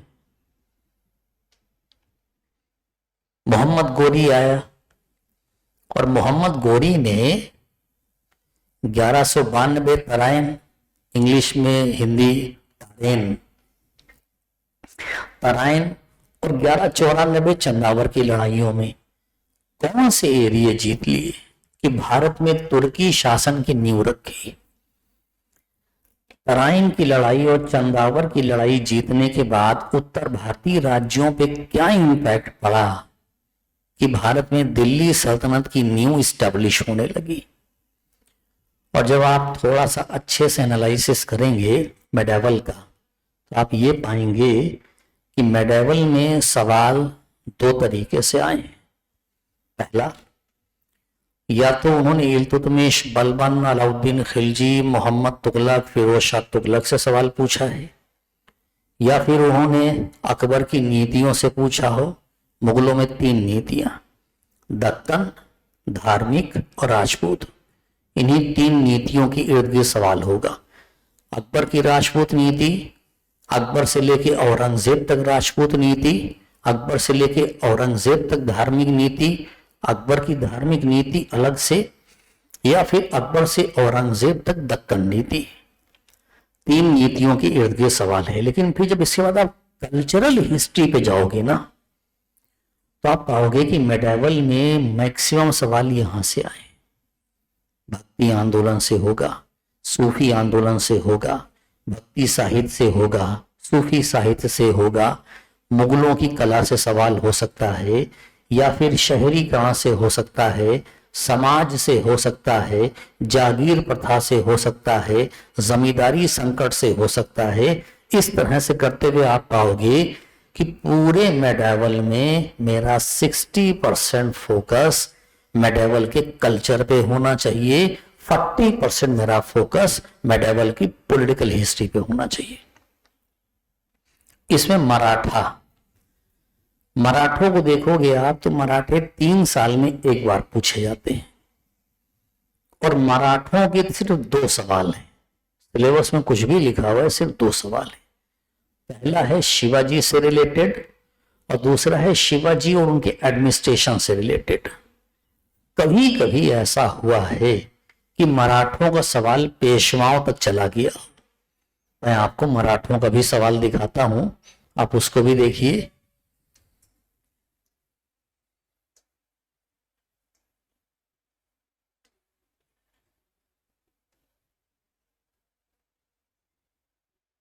मराठा साम्राज्य, यहां जो आप एक सवाल देख रहे हैं, ये वाला 19 नंबर सवाल, छत्रपति शिवाजी के इतिहास के प्रमुख स्रोतों का शिव भारत और सभासद बखर के विशेष संदर्भ में परीक्षण कीजिए। ये उस साल इंडिया टुडे में करंट पे था। शिवाजी के इतिहास का अध्ययन करने के लिए इन 2 सोर्सेस की चर्चा इंडिया टुडे के करंट में थी, और उसी साल उन्होंने एग्जाम में ये सवाल बना दिया। बाकी आप जो भी सवाल देखोगे मराठों पे, आप पाओगे कि मराठों पे लगभग जो है कॉमन सवाल है। मराठों की विस्तारवादी नीति को आप किस रूप में देखते हैं, रूपरेखा प्रस्तुत कीजिए, है ना। या फिर शिवाजी के विषय में जो है कोई ऐसा सवाल दे दिया जाए जहां शिवाजी की पॉलिसी को लेकर कोई सवाल दे दिया गया हो। जैसे इधर तो कोई सवाल नहीं दिएगा, लेकिन पहले जो है, इससे पहले जो सवाल पूछे गए हैं उनमें शिवाजी की पॉलिसी को लेकर सवाल है। जैसे मैं यहां दिखाता हूं आपको,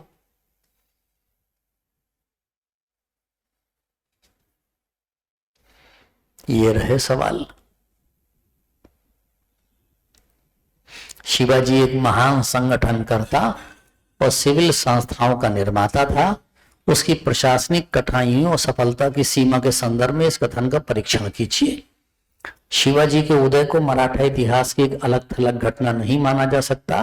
वो घटना शिवाजी के व्यक्तिगत साहस और शौर्य का जितना परिणाम थी, उतना ही दक्कन की भौगोलिक स्थिति और एकीकरण कारक धार्मिक प्रभावों का भी परिणाम थी, जो 15वीं और 16वीं शताब्दी की जनता में नई आशाओं आकांक्षाओं का संचार कर रहे थे। शिवाजी के उत्कर्ष के लिए उत्तरदायी परिस्थितियों की समीक्षा कीजिए। शिवाजी की देन पर भी प्रकाश डालिए। सवाल शिवाजी के इर्द गिर्द है, सवाल मराठा प्रशासन के इर्द गिर्द है। ज्यादातर बहुत भागना नहीं है। एंटायर फर्स्ट पेपर में आप चाहें तो मराठों पे काफी सवाल चूज कर सकते हैं। इसी तरह मुगलों में अगर आपने अकबर और औरंगजेब को अच्छे से पढ़ लिया है तो बाकी आप छोड़ सकते हैं। सोसाइटी और इकोनॉमी से जुड़ी हर चीज पढ़ लीजिए, वर्ग पढ़ लीजिए, महिलाएं पढ़ लीजिए, श्रमिक पढ़ लीजिए, शिल्पी पढ़ लीजिए, व्यापार पढ़ लीजिए, मुद्रा को पढ़ लीजिए, और फिर आप पाएंगे कि अब कुछ भी ऐसा नहीं बचा है जहां से सवाल पूछा जा रहा हो और हमको न मालूम हो। और ठीक इसी तरीके से जब हम लोग सेकंड पेपर पे आते हैं तो सेकंड पेपर में भी वही चीज हमको दिखाई पड़ती है।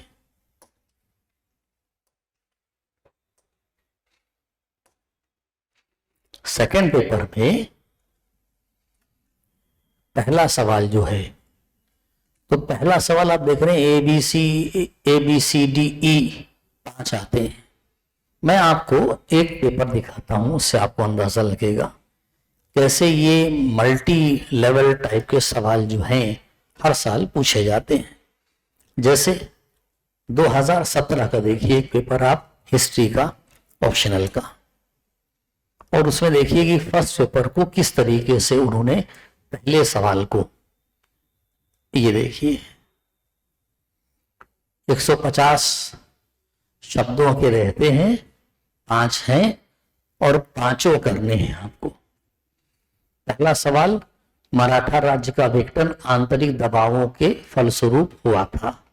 दूसरा सवाल, राजा राम मोहन राय की मेहनतों का प्रमुख महत्व भारत में मध्यकालीनता के बलों के विरुद्ध उनके संघर्ष में निहित प्रतीत होता है। तीसरा सवाल, भारत में रेल निर्माण की ब्रिटिश नीति 19वीं शताब्दी में ब्रिटिश इकोनॉमी के लिए लाभप्रद रही थी। चौथा सवाल, आर्य समाज को भारत में पश्चिम से आयातित स्थितियों के परिणाम के रूप में पूर्णतः तार्किकता घोषित किया जा सकता है। और पांचवा सवाल, श्री नारायण गुरु का सामाजिक सुधार आंदोलन में सबॉल्टन परिप्रेक्ष्य की दृष्टि से प्रधान मध्यक्षेप था।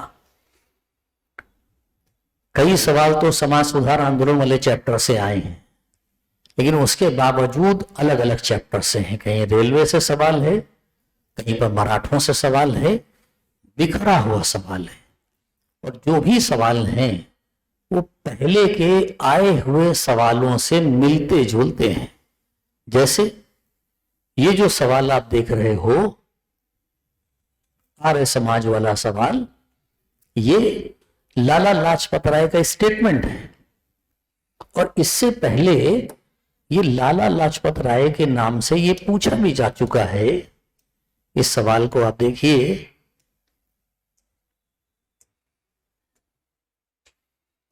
ये रहा 2009 का सवाल। आर्य समाज को बिल्कुल तर्क संगत रूप से पश्चिम द्वारा भारत में आयातित दशाओं के परिणाम के रूप में घोषित किया जा सकता है। और ये रहा सवाल 2017 का। ऑप्शनल में इस बीच मैंने देखा है कुछ सवाल रिपीट हुए हैं, और रिपीट अगर नहीं भी होते हैं, पहले के जो सवाल आपने एनालाइज किए हों पिछले वर्षों के, निश्चित रूप से उन सवालों को लेकर जो है आप एक बढ़िया एनालिसिस पा सकते हैं। अच्छा, और क्या रहा है इस बीच? इस बीच सवालों की जो प्रवृत्ति बदली है उनको आप 2 जगह से बढ़िया एनालाइज कर पाओगे। एक 1857 के विद्रोह पे जुड़े हुए चैप्टर से सवाल देखोगे आप, और एक आप गांधीवाद से जुड़े हुए सवालों पे देखोगे। आप पाओगे कि वहां भी इसी तरह का है मामला कि हम मॉडर्न को किस तरीके से पढ़ें, ये चीजें यहां से क्लियर हो जाती हैं। जैसे एग्जाम्पल देखिए आप किस तरीके से है, 1857 के सवाल पे देखिए, 1857 के विद्रोह पे, ठीक, 1857 ईस्वी का विद्रोह, महान विद्रोह क्यों उत्तर भारत में ही सीमित रहा? उपमहाद्वीप में ब्रिटिश शासन की प्रकृति में ये कैसे परिवर्तन लाया? फिर भारतीय समाज पर अंग्रेजी शासन का विभेदी प्रभाव पड़ा। वर्णन कीजिए कि 1857 के विद्रोह का भारतीयों ने किन तरीकों से जवाब दिया। आगे क्वेश्चन मार्क है, जवाब दिया भी कि सहयोग किया। 1857 के विद्रोह को एक लंबे समय तक बंगाल की सेना के भारतीय सिपाहियों का गतर मात्र समझा जाता रहा, उसके कारणों की खोज केवल सेना के असंतोष के रूप में ही ना करके, वरन उन मूलभूत सामाजिक आर्थिक परिवर्तनों की लंबी प्रक्रिया में की जानी चाहिए जिसने कृषक समुदायों को परेशान कर दिया। विवेचना कीजिए, इतना लंबा सवाल, 200 शब्द का आंसर। और इस लंबे सवाल को अगर पीछे वाले पेपर को देखा जाए तो एक लाइन में पाएंगे आप।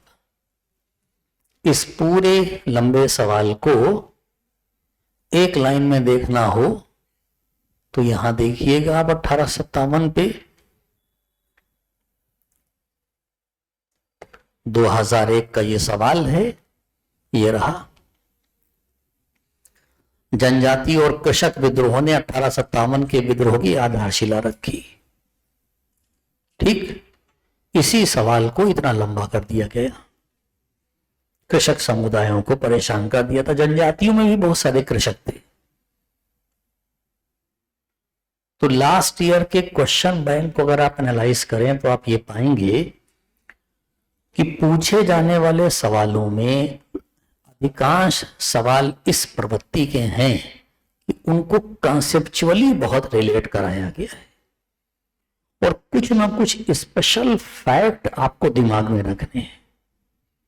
उन स्पेशल फैक्ट से ही उन कॉन्सेप्ट को लेकर आपको चलना है। बिखरा हुआ सिलेबस वो केवल डिफाइंड सिलेबस दिख रहा है।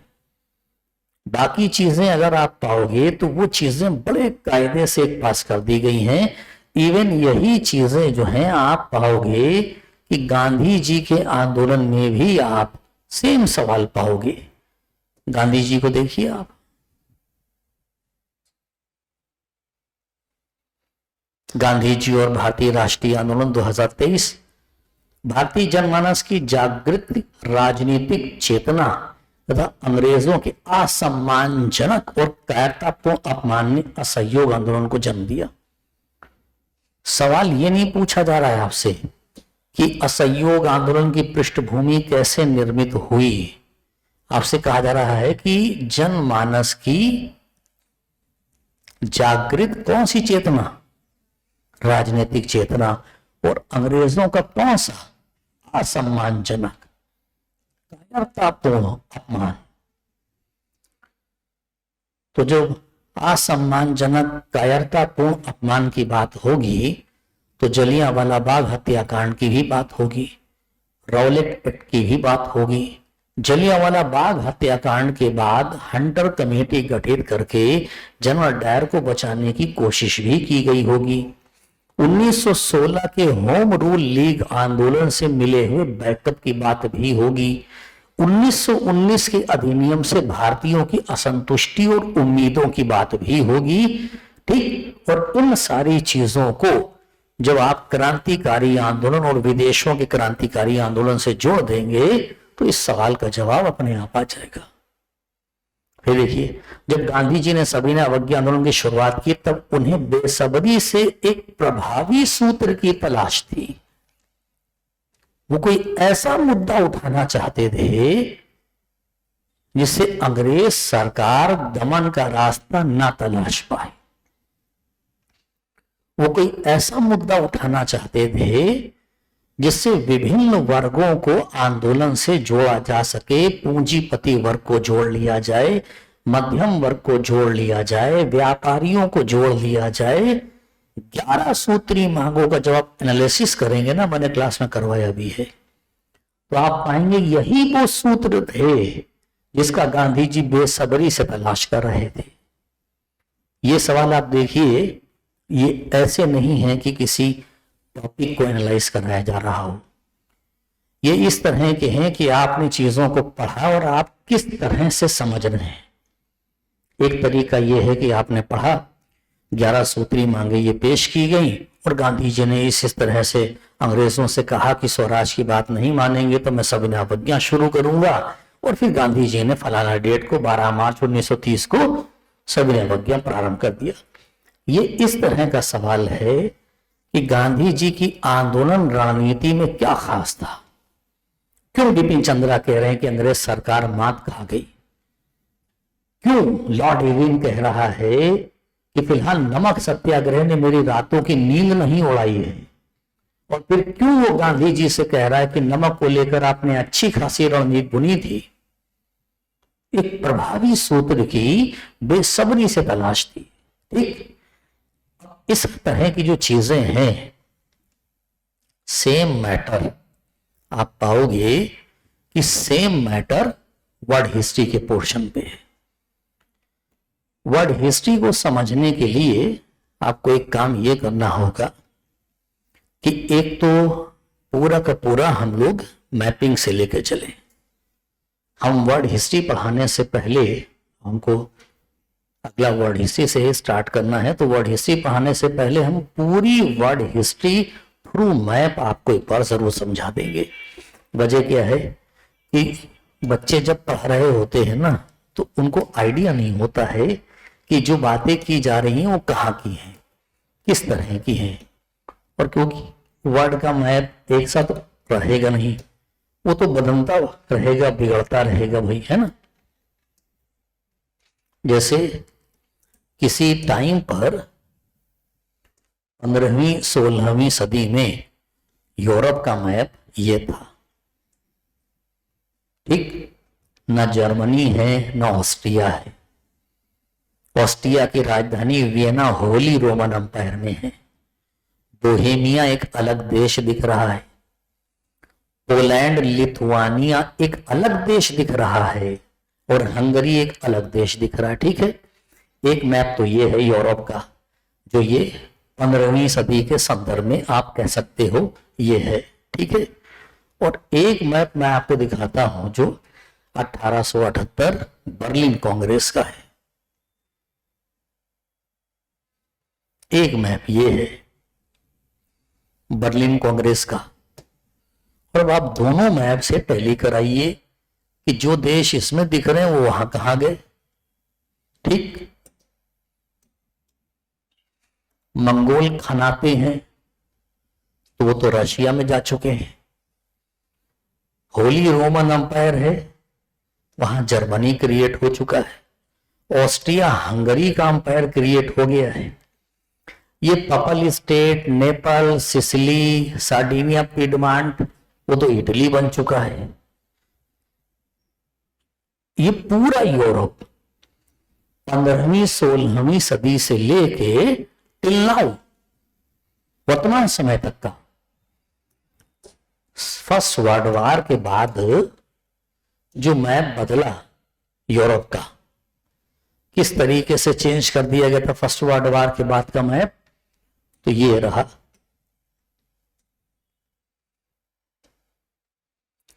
जर्मनी को ऐसे काटा छाटा गया था। एक खास बात क्या है, इस मैप में आप देख रहे थे पोलैंड गायब है, और वो रशिया का एक पार्ट है। पोलैंड रशिया का एक पार्ट है। इस मैप में पोलैंड कितना बड़ा राज्य है? 1794-95 में ऑस्ट्रिया, रशिया और रशिया ने मिलकर पोलिश राज्य का बंटवारा कर लिया था, और फिर उसको जब फर्स्ट वर्ल्ड वॉर बीत गई तो फिर से पोलैंड का राज्य बनाया गया। तो आप देखिए यहां पर एक है यूगोस्लाविया। आज की डेट में ये जहां यूगोस्लाविया फर्स्ट वर्ल्ड वॉर के बाद क्रिएट किया गया था, आज की डेट की अगर हम बात करें तो यहां पर कितने देश आ चुके हैं आज की डेट में?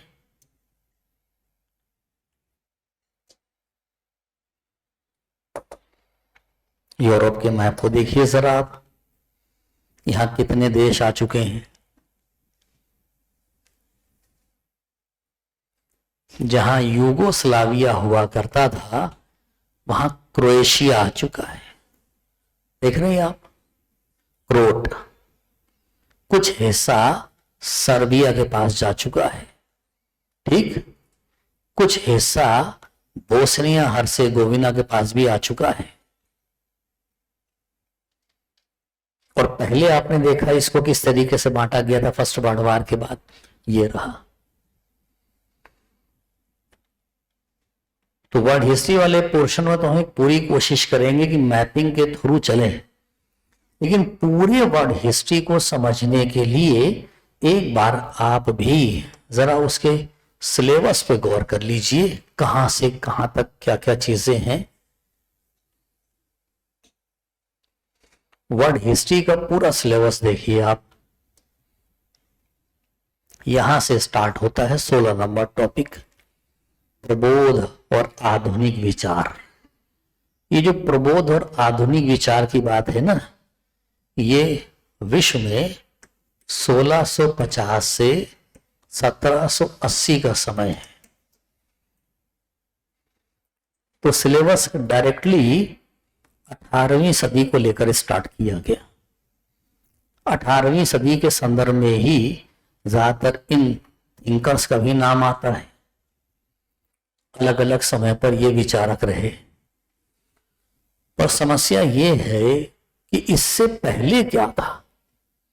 तो पहले का जो सिलेबस था, जब ये चेंज नहीं हुआ था, तो इस सिलेबस में इससे पहले एक टॉपिक जोड़ा गया था और वो टॉपिक था पुनर्जागरण। पुनर्जागरण।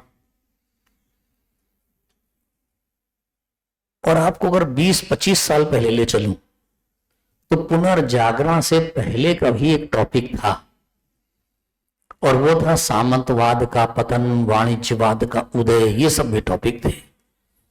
हकीकत यही है कि विश्व इतिहास को समझने के लिए इन सब को जानना बहुत जरूरी है।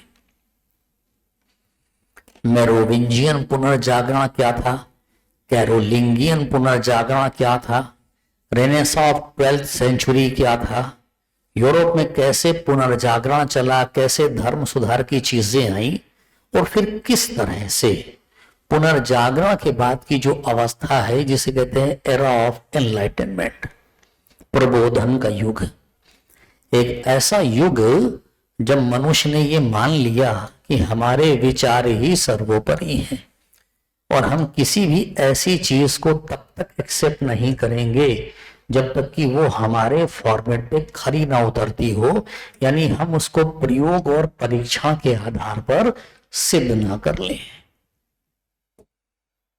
तो एक ऐसा युग जहां मनुष्य ने अपने विचारों को, अपने विवेक को वरीयता दी, अपनी सोच को वरीयता दी, कार्य का सिद्धांत अपनाया, प्रयोग परीक्षण की बात की, विज्ञान में, धर्म में, समाज में, इकोनॉमी में, पॉलिटी में, सब में चेंज विचार आए, लोकप्रिय संप्रभुता का विचार आया। 1690 में जॉन लॉक कह रहा है कि राजा अपनी शक्ति जनता से प्राप्त करता है, इसलिए संप्रभुता जनता में निहित है और जनता को यह अधिकार है कि या तो वो स्वयं या अपने प्रतिनिधियों के माध्यम से शासन में भागीदारी करे। तो ये जो आपका सिलेबस स्टार्ट हो रहा है प्रबोधन से, प्रबोधन के ही पैरेलल देखिए एक थॉट और आ रहा है और वो थॉट है समाजवादी विचारों का उदय। अभी जब आप वर्ल्ड हिस्ट्री पढ़ेंगे तो ये समाजवाद वाला जो चैप्टर है, इसे आप यहां भी पढ़ोगे। फ्री मैसोनरी, और ये 18th सेंचुरी से ही स्टार्ट होंगे फ्री मैसोनरीज। अमेरिकी क्रांति में भाग लेने वाला टॉमस पेन भी फ्री मैसोनरी है।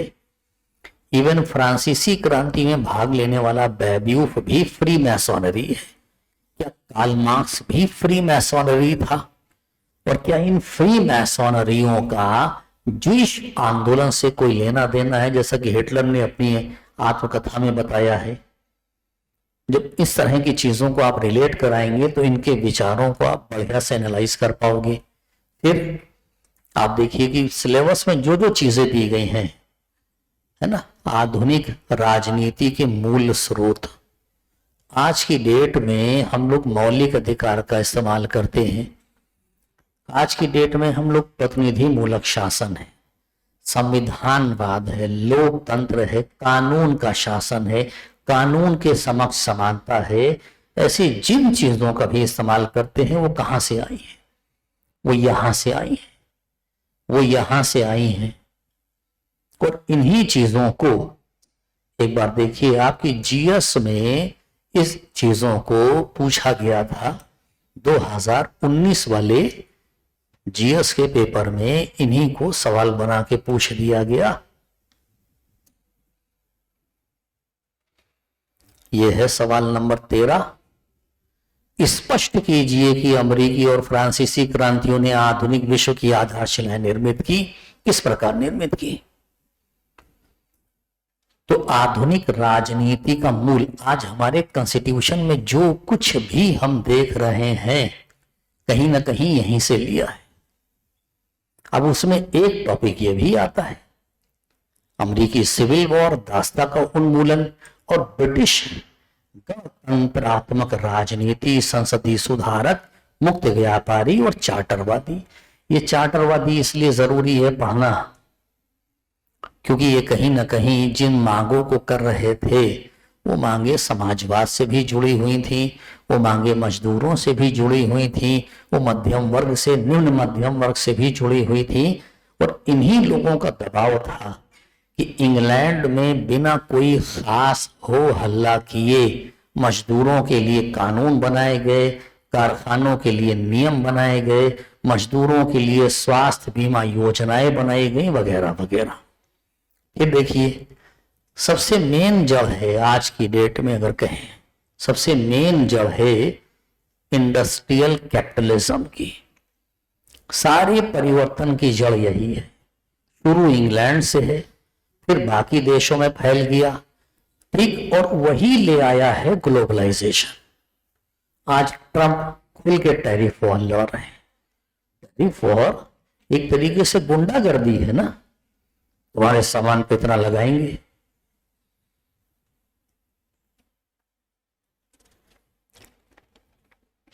तो जो गुंडागर्दी कर रहे हैं, फिर WTO की क्या वेटेज रह गई? फिर कहां समानता की बातें हैं, कहां पिछड़े देशों के विकास की बातें हैं? भाई आपने पूरी दुनिया का शोषण किया, अपने को डेवलप कर लिया। अब जब बाकी देश धीरे धीरे ग्रो कर रहे हैं तो आप उनके ऊपर तमाम तरह की बाध्यताएं लगाए दे रहे हैं, ये बताते हुए कि आपके व्यापार में बाधा पड़ रही। और बाधा कैसी पड़ रही है? अपेक्षित लाभ नहीं मिल रहा है। अपेक्षित लाभ कैसा है? इनके वहां से बाइक आती थी हार्ले डेविडसन। हार्ले डेविडसन, जाहिर सी बात है कि उसका क्रेज हॉलीवुड ने ऐसा बढ़ा रखा है कि वो घोस्ट राइडर चलाते हैं उसको, और सारे हॉलीवुड के हीरोज भी हार्ले डेविडसन चलाते हैं। तो जो नए यंगस्टर है ना, वो सब भी हॉलीवुड के हीरो से कम थोड़े ना, यहाँ भी सब बैठे हुए हैं, हॉलीवुड बॉलीवुड पूरा बैठा हुआ है। तो उनको भी शौक वही चलाएं। हालांकि शादी होते ही ये स्कूटर पे आ जाएंगे, स्कूटी पे आ जाएंगे, और धीरे धीरे जो है ये ई रिक्शा पे आ जाएंगे। लेकिन अभी तो जब तक ये शादी वादी नहीं हुई है तब तक तो हार्ले डेविडसन ही, तब तक ये हॉलीवुड के हीरो हैं। फिर धीरे धीरे ये अमोल पालेकर, अनुपम खेर की श्रेणी में आएंगे। जैसे देखिए हम लोग आ ही गए हैं। तो अब है क्या, इनकी इस बाइक पे इंडिया में 100% से ज्यादा टैरिफ लगता था। इसलिए इंडिया की मार्केट में कोई भी हार्ले डेविडसन की बाइक 7 लाख से नीचे की नहीं थी। अब 7 लाख की बाइक हमारे वहां कोई नहीं लेगा, क्योंकि 7 लाख में हमारे वहां कार अवेलेबल है, ऑप्शन है। बारिश और सब गर्मी सब में कार बेहतर है भाई। बाइक लेके कहाँ जाओगे, है ना, अनसेफ भी है बाइक से आदमी। तो ऐसे में जो हमारे वहां बुलेट उलट हैं 2.5 लाख 3 लाख तक पहुंच गई, उनको मार्केट सेफ मिल गई। लाख सवा लाख वाली जो गाड़ियां, 1.5 लाख वाली जो गाड़ियां, उनको ही मार्केट सेफ मिल गई। अब अगर मान लो हार्ले डेविडसन से वो टैरिफ हट जाए, हार्ले डेविडसन खुद 2.5 से 3 लाख में अवेलेबल हो जाए, अभी बुलेट को पीट देगी, तो फिर हमारे लिए मुश्किल हो जाएगी।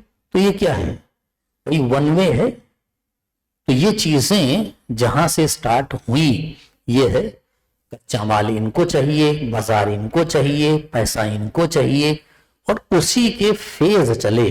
1750 से 1950, 1950 से 1990, 1990 से 2010 और 2010 से अब। पहला मशीन, दूसरा संचार परिवहन, तीसरा तेल गैस, चौथा एआई। इसी पे हम आगे बढ़ रहे हैं। इसने जिस चीज को जन्म दिया वो था नेशनलिज्म, राष्ट्रवाद। इटली जर्मनी का एकीकरण, उपनिवेशों में राष्ट्रवाद, और राष्ट्रवाद ने ही इन अंपायरों को डिक्लाइन की तरफ पहुंचा दिया। बेस के तौर पे ले सकते हो आप इंडियन नेशनलिज्म, भारतीय राष्ट्रवाद, कैसे उसने ब्रिटिश साम्राज्यवाद को डैमेज कर दिया। इसी तरह पूरी दुनिया में, चाहे जापान में, चाहे इंडोनेशिया में, मलेशिया में, सारी जगहों पर कैसे राइज हुआ पावर का। और अगर कोई यूरोपीय शक्ति वहां पर हावी थी तो उसका किस तरीके से डिक्लाइन हुआ। चाइना का एग्जाम्पल लीजिए, इंडो चाइना का एग्जाम्पल लीजिए, इंडिया का एग्जाम्पल लीजिए, मिस्र का एग्जाम्पल लीजिए, गल्फ का एग्जाम्पल लीजिए। और फिर यही टॉपिक है साम्राज्यवाद और उपनिवेशवाद। पूरी दुनिया को कैसे इन्होंने अपनी गिरफ्त में लिया। यूरोप में एक ऐसा दौर भी आ गया जब वहां समाजवादी क्रांति भी हो रही थी तो फांसीवादी क्रांति भी हो रही थी। चीन में भी समाजवादी क्रांति हुई और यही सारी चीजें फर्स्ट और सेकंड वर्ल्ड वार में लेके पहुंच गई। फर्स्ट और सेकंड वर्ल्ड वार उससे निपट पाए तो वर्ल्ड दो गुटों में बट गया। और दो गुटों में कैसा बटा कि जो दोनों गुट में नहीं थे वो थर्ड वर्ल्ड। पहला गुट था अमेरिका और उसके सपोर्टेड पूंजीवादी लोकतंत्र, दूसरा गुट था रशिया और उसके सपोर्टर समाजवादी लोकतंत्र, और तीसरा दोनों में नहीं है गुटनिरपेक्षता। यूएन और वैश्विक विवाद कितना कर पाया है आज की डेट में देख लीजिए। और इसी पे आप एक बहुत प्रैक्टिकल सवाल भी देखिए जो उन्होंने पूछा हुआ है इसी पे यूएन को लेकर।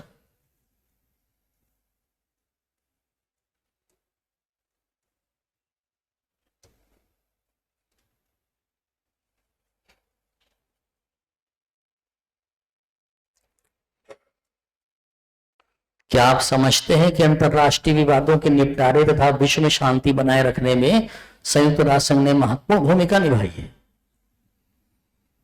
अब यहां पे आपको पूरे करंट सिनेरियो के एग्जांपल लेने हैं कि क्या वाकई ये इफेक्टिव हो पाया है। और फिर इसी तरह से जब आप रिलेट कराएंगे सिलेबस को तो आप पाएंगे कि जहां जहां उपनिवेशवाद था वहां लोगों ने कैसे विरोध किया, वहां पर विकास के अवरोधक कारक क्या थे, यूरोप ने कैसे अपने आप को एकीकरण की ओर लिया, नेटो कैसे बना, यूरोपियन कम्युनिटी कैसे बनी, यूरोपियन संघ कैसे बना, और फाइनली सोवियत यूनियन जो 1991 में खत्म हो गई और वर्ल्ड यूनिपोलर हो गया। Poland, Hungary, Romania, Bulgaria, Czechoslovakia में कैसे परिवर्तन आ गए कि वहां चीजें चेंज हो गई। और आज की डेट में क्यों यूक्रेन को अमेरिका अपने साथ नेटो में ले जाना चाहता था कि रशिया ने उसके ऊपर हमला कर दिया। शीत युद्ध का अंत हुआ, अकेली महाशक्ति के रूप में यूएस का उत्कर्ष हुआ, ये विश्व के बॉस हुए। लेकिन आज की डेट में वर्ल्ड जो है वो मल्टीपोलर हो गया, बाइपोलर नहीं है। 1991 में यूनिपोलर हुआ, फिर बाइपोलर हुआ, एक तरफ अमेरिका और दूसरी तरफ रशिया, फिर एक और खड़ा हो गया चाइना, फिर उत्तर Korea, India, Brazil, South Africa, आज की डेट में ईरान भी। तो आज की डेट में कई पोल हो गए जो यूएस के मोनोपोली को चैलेंज कर रहे हैं। यानी 18वीं सदी से लेके करंट तक विश्व के बनने बिगड़ने की कहानी। और निश्चित रूप से आपसे कहूं ना तो इतिहास एक बड़ा इंटरेस्टिंग विषय है। चाहे आप वर्ल्ड हिस्ट्री पढ़ रहे हो, चाहे मॉडर्न इंडिया पढ़ रहे हो, चाहे मेडिवल पढ़ रहे हो, चाहे एंशिएंट पढ़ रहे हो, जानने का मौका मिलता है क्या था, कल्चरल एक्टिविटीज कैसी थी, कौन देश कैसा था, क्या परिवर्तन आए। और जब हम एनालिसिस कर रहे होते हैं चीजों का तो एनालिसिस करते समय हमारा ध्यान इस बात पे जाता है कि क्या वजह थी कि गांधी जी 1942 के आंदोलन को कह रहे थे करो या मरो। क्या गांधी जी को ये लगने लगा था कि उनकी जो अहिंसा की नीति है वो सक्सेसफुल नहीं है? क्या गांधी जी अपनी अहिंसा की नीति से पीछे हटने का मन बना रहे थे? है ना, ये रहा सवाल। 2021 में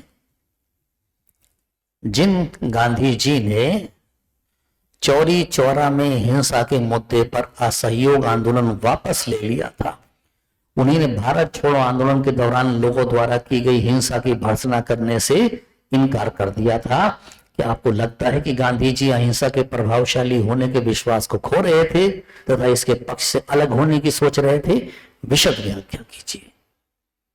सोचने का मौका मिलता है इतिहास से, और जहां आप इस तरह के कंसेप्ट को लेकर सोचेंगे, सिलेबस को देखकर एक स्ट्रेटजी बना लें, लास्ट ईयर का क्वेश्चन बैंक देख लें, कहां से सवाल पूछा गया है, किस तरह का पूछा गया है, फिर आपको इतिहास वैकल्पिक विषय आसान लगेगा। और कोई बड़ा सिलेबस नहीं है, कोई मुश्किल नहीं है। हाँ, नॉलेज बहुत एनहेंस हो जाती है। और जहां तक बेनिफिट की बात है तो जीएस में भी बेनिफिट है, निबंध में भी बेनिफिट है।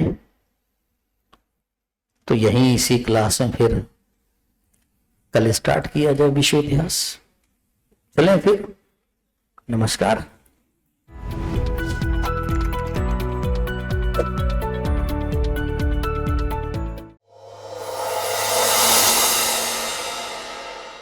अब एग्जाम की तैयारी को और बेहतर करने के लिए हमारे चैनल को लाइक, शेयर और सब्सक्राइब करना ना भूलें।